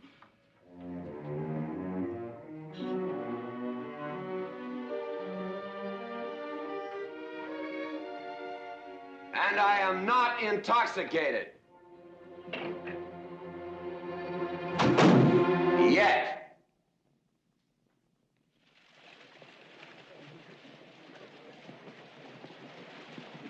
Hello, Governor! Hi, Governor!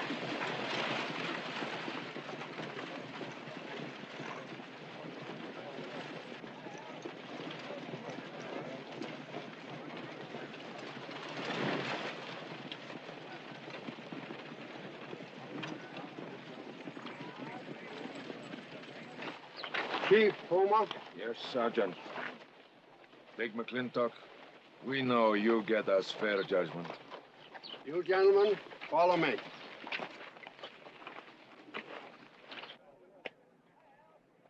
Well, Jake? GW?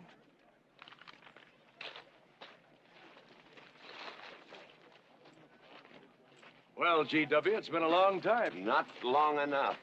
Cuthbert. Your husband is a rude man. Yes, Cuthbert, I know.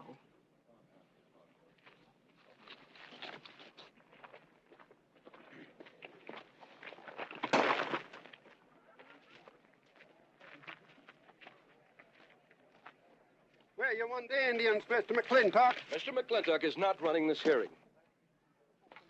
Sergeant, seat those Indians. Yes. Gentlemen, be seated. You know, the whole tribe here want to come into town. Proceed, Lieutenant. This hearing is now in session. Governor Cuthbert Humphreys presiding. Good luck, Daddy. Afraid it's a packed court. Government Edict number 826 has ordered that the Comanche Nation be transferred from their present reservation to Fort Sill. It is the government's claim, as filed by Indian Agent Agard, that these chiefs, after being released from prison by a kindly government, did then rouse and incite defiance among the tribe against said order. It seems, gentlemen, that although some of these chiefs speak English, Chief Puma is quite at home in our language, they have chosen Mr. McLintock to be their spokesman. I speak for the Comanche. Or rather, I offer this translation. Proceed, Mr. McLintock.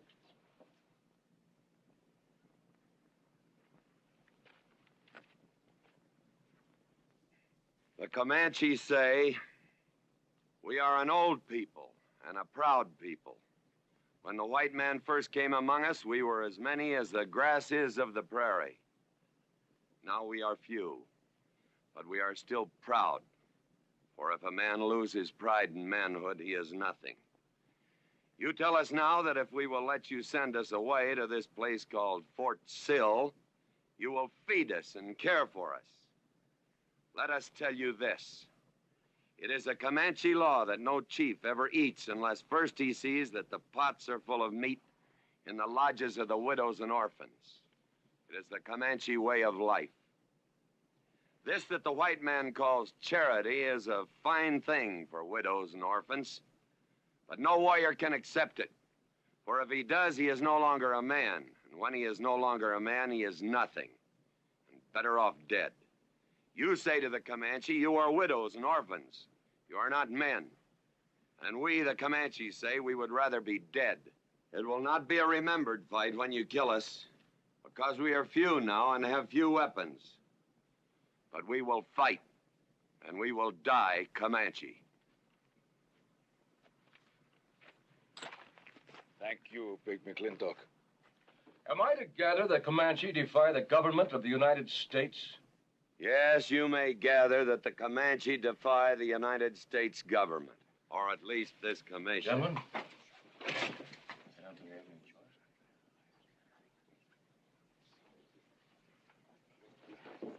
It is the order of this court that these chiefs be incarcerated until such time as the detachment of United States cavalry be made available to escort them and the Comanche Nation to Fort Sill. This court is adjourned. Oh, McLintock! You are important chief amongst these white people. Sway them. Have them give us few guns to make the fight worthwhile. Let us have one last remembered fight for end of Comanche. I almost wish I could arrange that, Puma. Ahalani cha. Ahalani cha. Sergeant! Yes. Good God. Carry on. Gentlemen.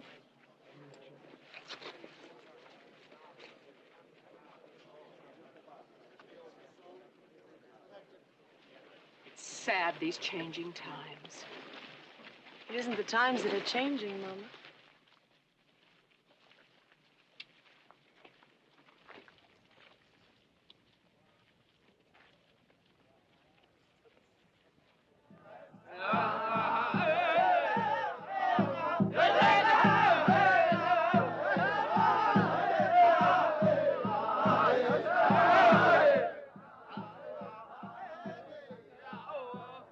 Hi, GW. Hello, Lem.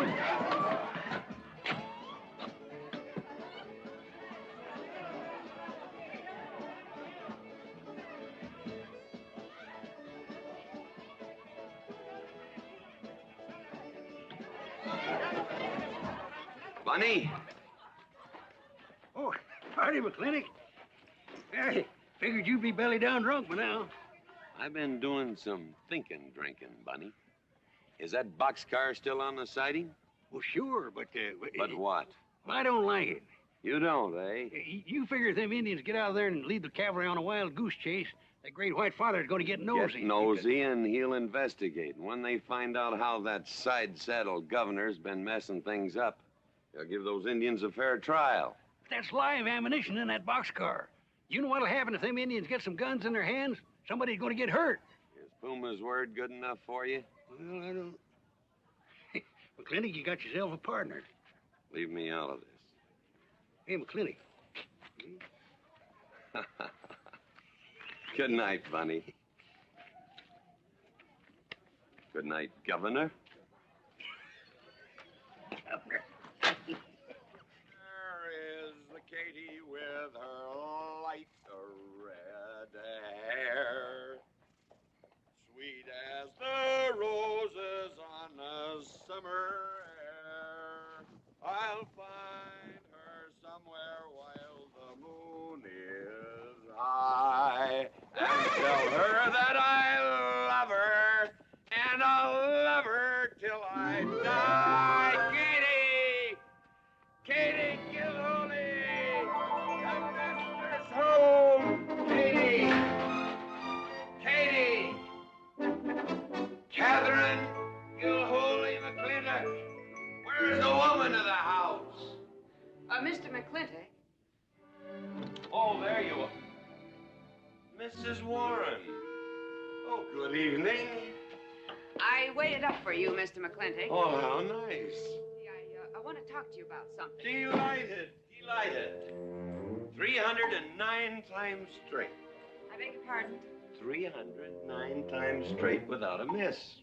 Gotta be a record. I suppose so. Now, Mr. McLintock, what I wanted to say... 2-pound Stetson, 6-inch brim, 53 feet in the air. It's gotta be a record. I'm sure it is, but the reason I waited up... Dagnammit, woman, can't you hold that glass still? Of course, sir. Now, down the hatch to my world's record. Down the hatch. Yes, sir.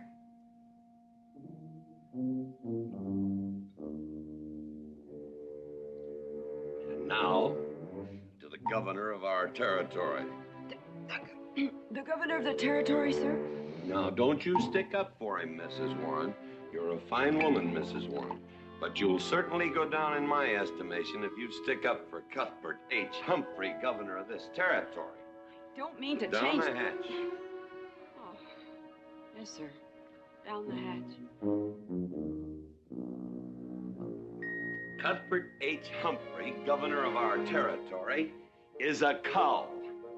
You know what a cull is, man? A cull is a specimen that is so worthless that you have to cut him out of the herd. Now, if all the people in the world were put in one herd, Cuthbert is the one I would throw my rope at. At whom I would throw my rope at. Natural-born cull. Another touch, ma'am? Oh, no, sir, no. Well, I don't mind if I do. Good. Can't walk on one leg. Oh, I didn't mean to be vulgar, ma'am. Can't walk one limb. It's all right. Sounds silly. Only a bird can walk on a limb. You know my wife? Her name's Kate. She insists on being called Catherine. Do you know her? Of course, Mr. McLintock, and that's what I wanted to talk Well, she thinks that Cuthbert H. Humphrey is panting for her like a bull buffalo at the first green up of spring. But what Cuthbert is panting for is my money. Don't make me feel like I'm drinking alone, ma'am. Very well, Mr. McLintock, if you insist. Down the hatch. Good.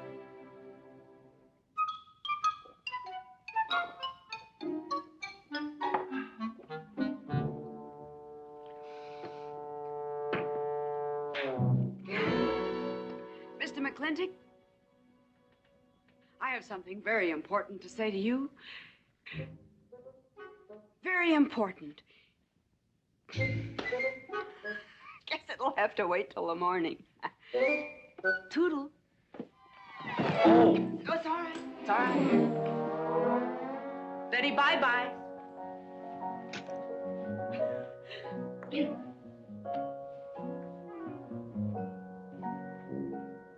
Whoops. Oh. Mrs. Warren. Let me assist you. Very kind.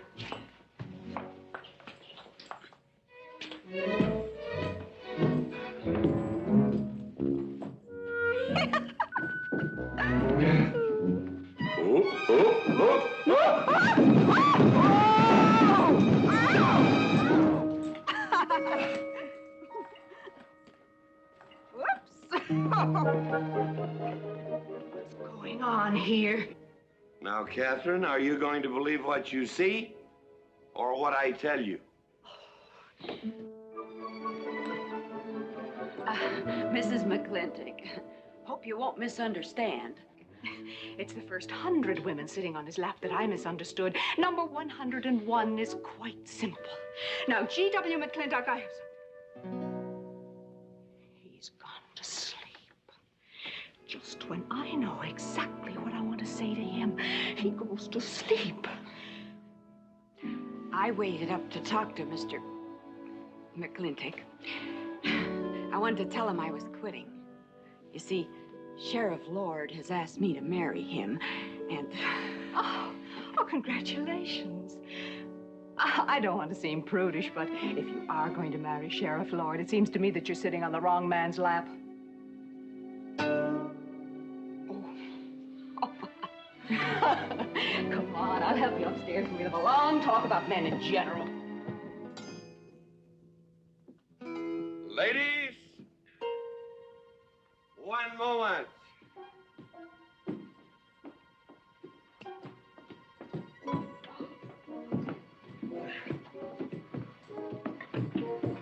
Oh! Watch out, you'll get us all killed! Oh! What?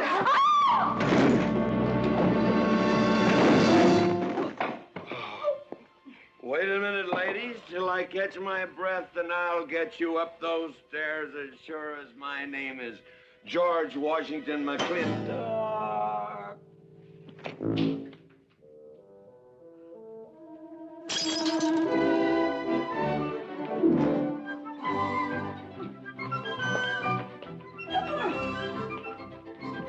You may be quitting, Mrs. Wallace, Mrs. Ward, but not tomorrow. I want my breakfast in bed. I want to... I know, toast, lightly brown. Somebody sure put a knob on my skull. Here's Katie. I'm speaking. Katie, why? There Mrs. Warren was there. Oh. And there you was there. Oh. And there that whiskey bottle was there. Oh. And Katie's temper being what Katie's temper is, well, there you are. Drago, old friend. Huh? My wife does not understand me. Why, she is different than any other man. Come on, I gotta get you upstairs. Get you ready for that big celebration tomorrow. What is it?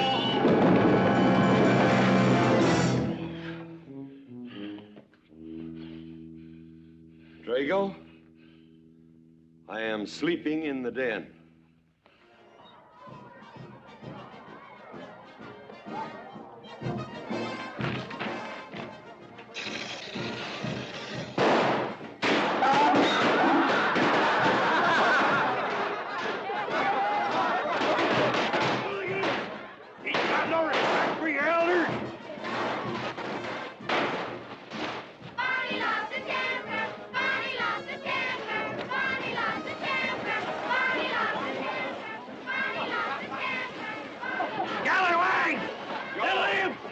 You get the needle!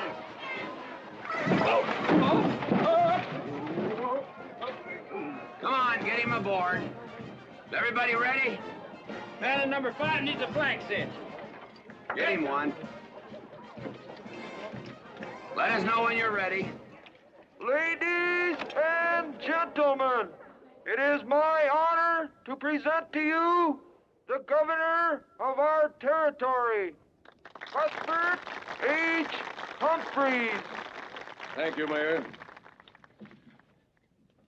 My friends and citizens of this great territory, this is the 9th consecutive year It has been my privilege and my pleasure to inaugurate the McLintock 4th of July celebration. Now, the first event will be the wild horse race. But before I fire this shot to start the event, I would like to say a few modest words regarding my stewardship of this great territory.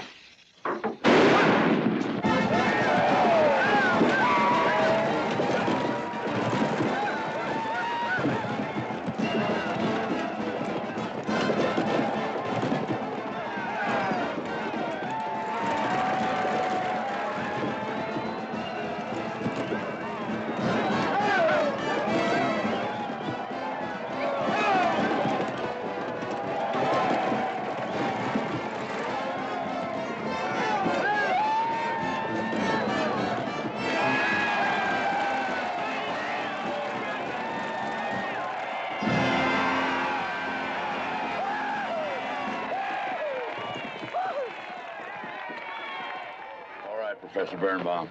Gentlemen. Sheriff, here's your horse. Come on, get them all lined up. Come here, King. Now, boys, you all know the rules. It's twice around the inside, once around the outside. First cowboy that hits that finish line without busting that egg is the winner. And I caution you boys about some of them eggs, because some of them eggs are last year's holdovers. All right, mount up.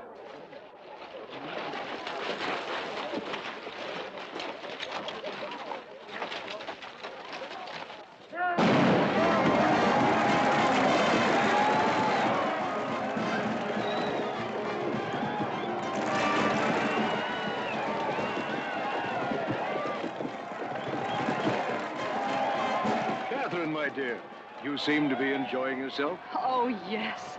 This is wonderful. It's the only thing I really do enjoy about this barbaric country, the 4th of July celebration. Well, Catherine, I've been here for 3 days. I haven't heard from you. Is anything wrong? Wrong? Well, I just hope that it hasn't been necessary for you to say anything to G.W. What are you talking about?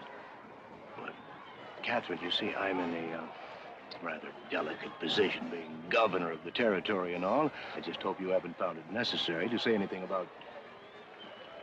About what? About you and me.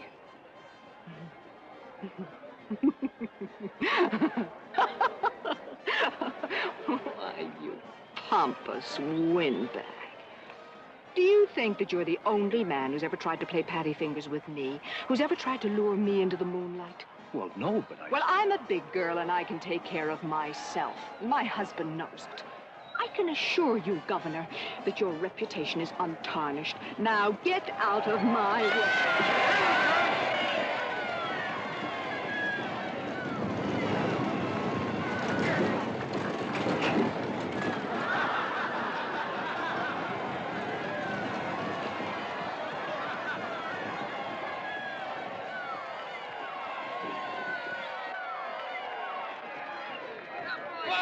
We got ourselves a winner, Curly Fletcher! Muzzle up, Curly! Give me the egg. Disqualified. Here you go, Curly. G.W., you'll never believe what happened over there. What? You smell a beer. Well, naturally, I'm drinking beer. Ladies and gentlemen, the next event will be a contest between the two bronco-busting champions of our territory. Remember the year I rode in that event? Wore your garters to hold up my sleeves? We had a bet, and I won it. George Washington McLintock, you are a very crude man. Well, I guess so, but that was a rough horse, like to jarred my insides loose. But it was worth it. 3 beers.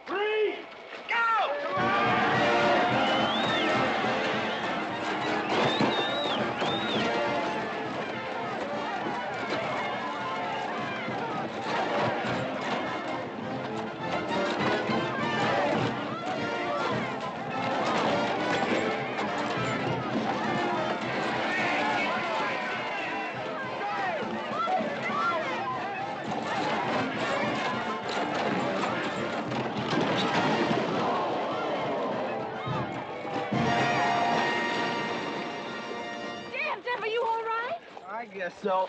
Nothing busted but my pride. Well, that ought to even things up, farmer. For what?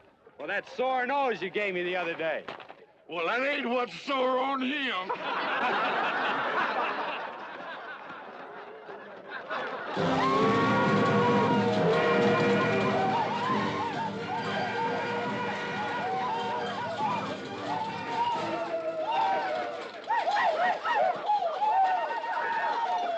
The closing event is the cow pony race.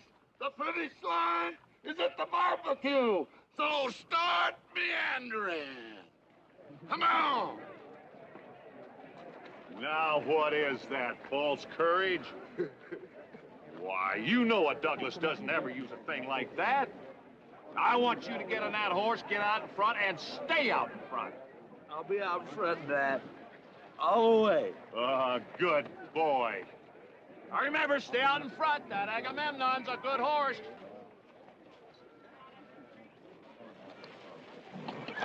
Oh, Agamemnon.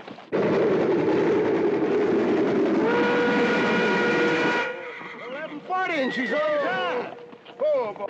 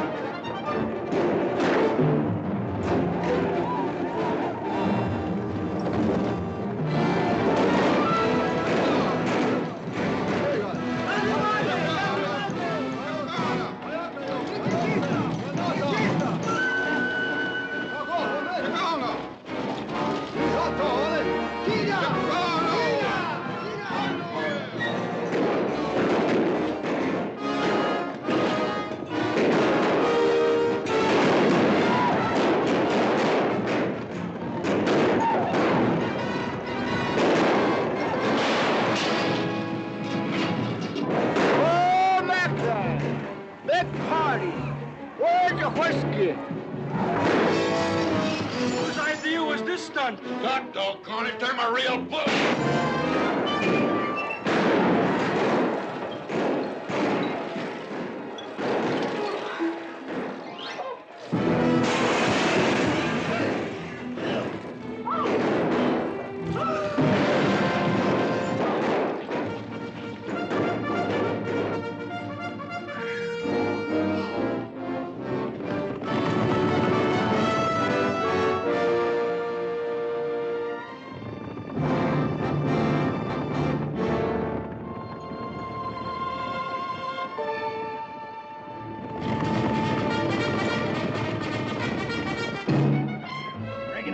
Excitement you'd want for one 4th of July, eh?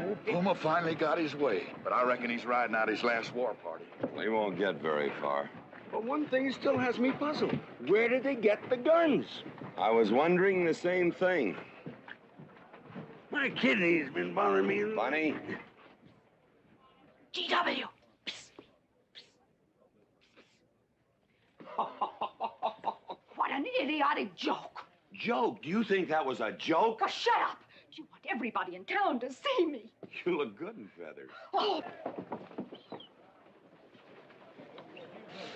Dev, I think they've gone. Yeah. What are you going to do about it? What can I do? Nothing. Just like you've always done.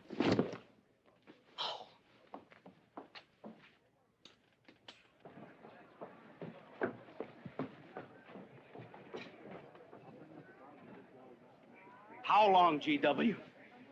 How long what? Catherine. She's been riding herd on you for 2 years now. I'm a peaceable man. But my father used to say, you raise your voice, it doesn't do any good. It's time to raise your hand. Well, I've been planning to do something about it. I'll have another talk with her. Talk to her? Talk to her? Talking won't do any good. Becky, have you seen your... What's been happening around here? You've got hay all over you. Been some mighty sneaky goings-on here during that raid, Mr. McLintock. Who was it said only a trollop would kiss a man before they were formally engaged? Oh, but we are engaged, sir. You are? That is, with your permission. Well, you've got it. Oh, Mrs. Warren? I think it's wonderful. I guess this is the only engagement that ever started off of a spanking. Mm-hmm. I reckon Birnbaum is right. All right. Lord bless us, this is gonna be a great day. Doggone it, folks. Let's don't let a little old Indian raid break up a good barbecue and a rodeo. The meat's on. Let's go. You contestants, get ready for the cow pony race.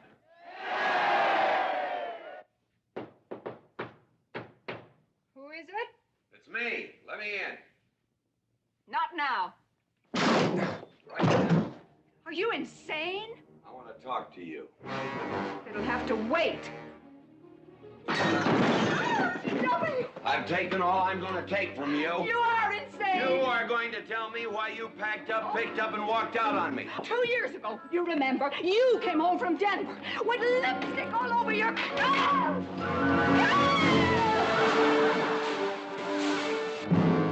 Lipstick on my collar. I've got the shirts to prove it. Who cares? Why, you big...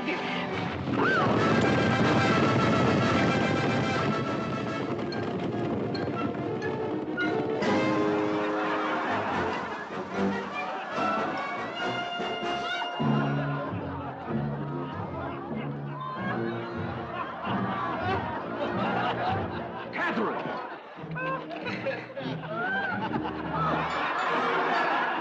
G.W., you are a ruffian. Cuthbert, you are right.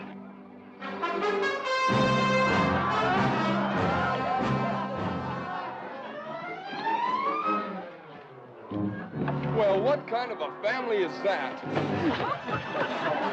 The best! And dangerous, son. Who won the race? Who cares, Ingrid? History's being made.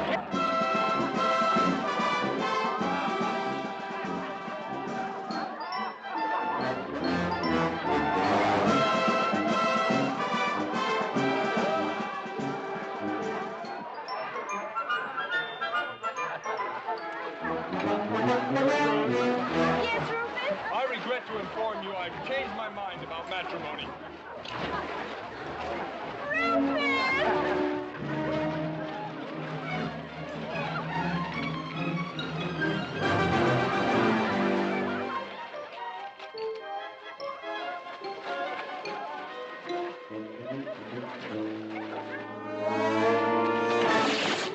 Hey, Mrs. McLintock!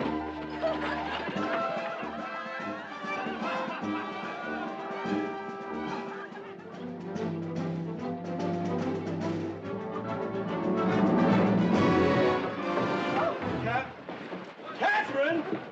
Get out of here. Hands up. All right, everybody out.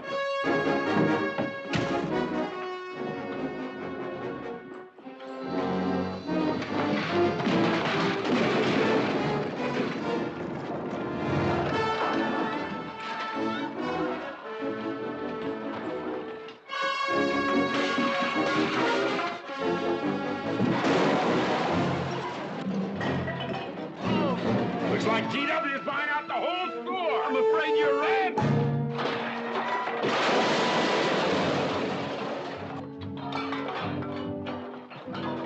Clowney family! Clowney family!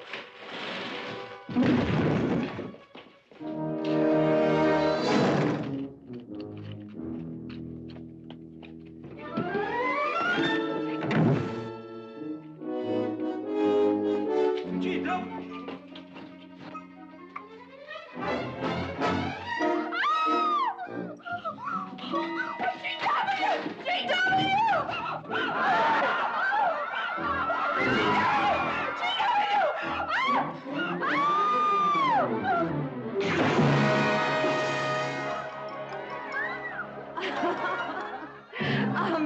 McLintock, you're all wet. Am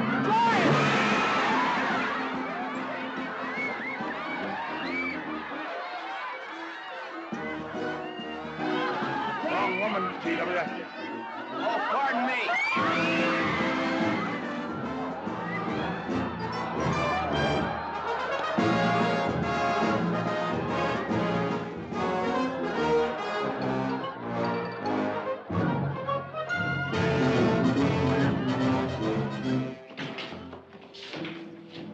Mrs. McLintock, you setting a new style?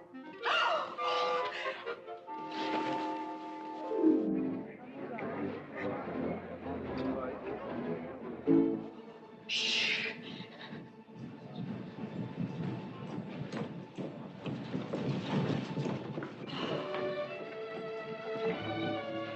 Mr. McLintock, in here.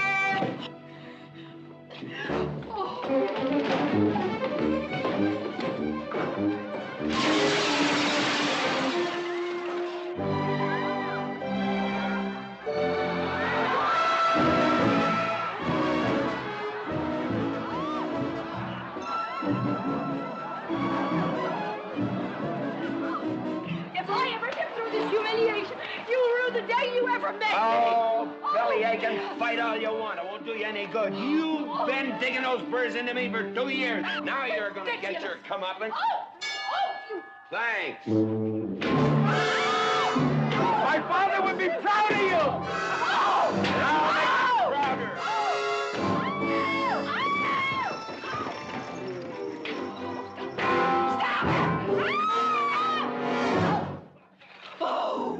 Keep it.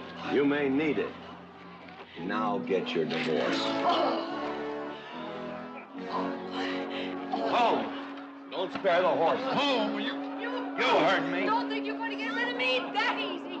Yeah.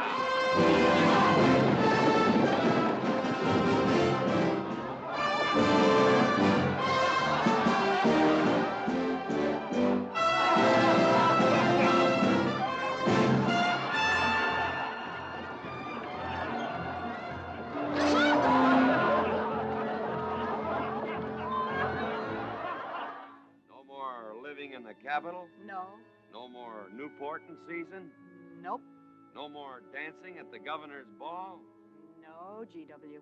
Happy days. 310 times without a miss. That's a record.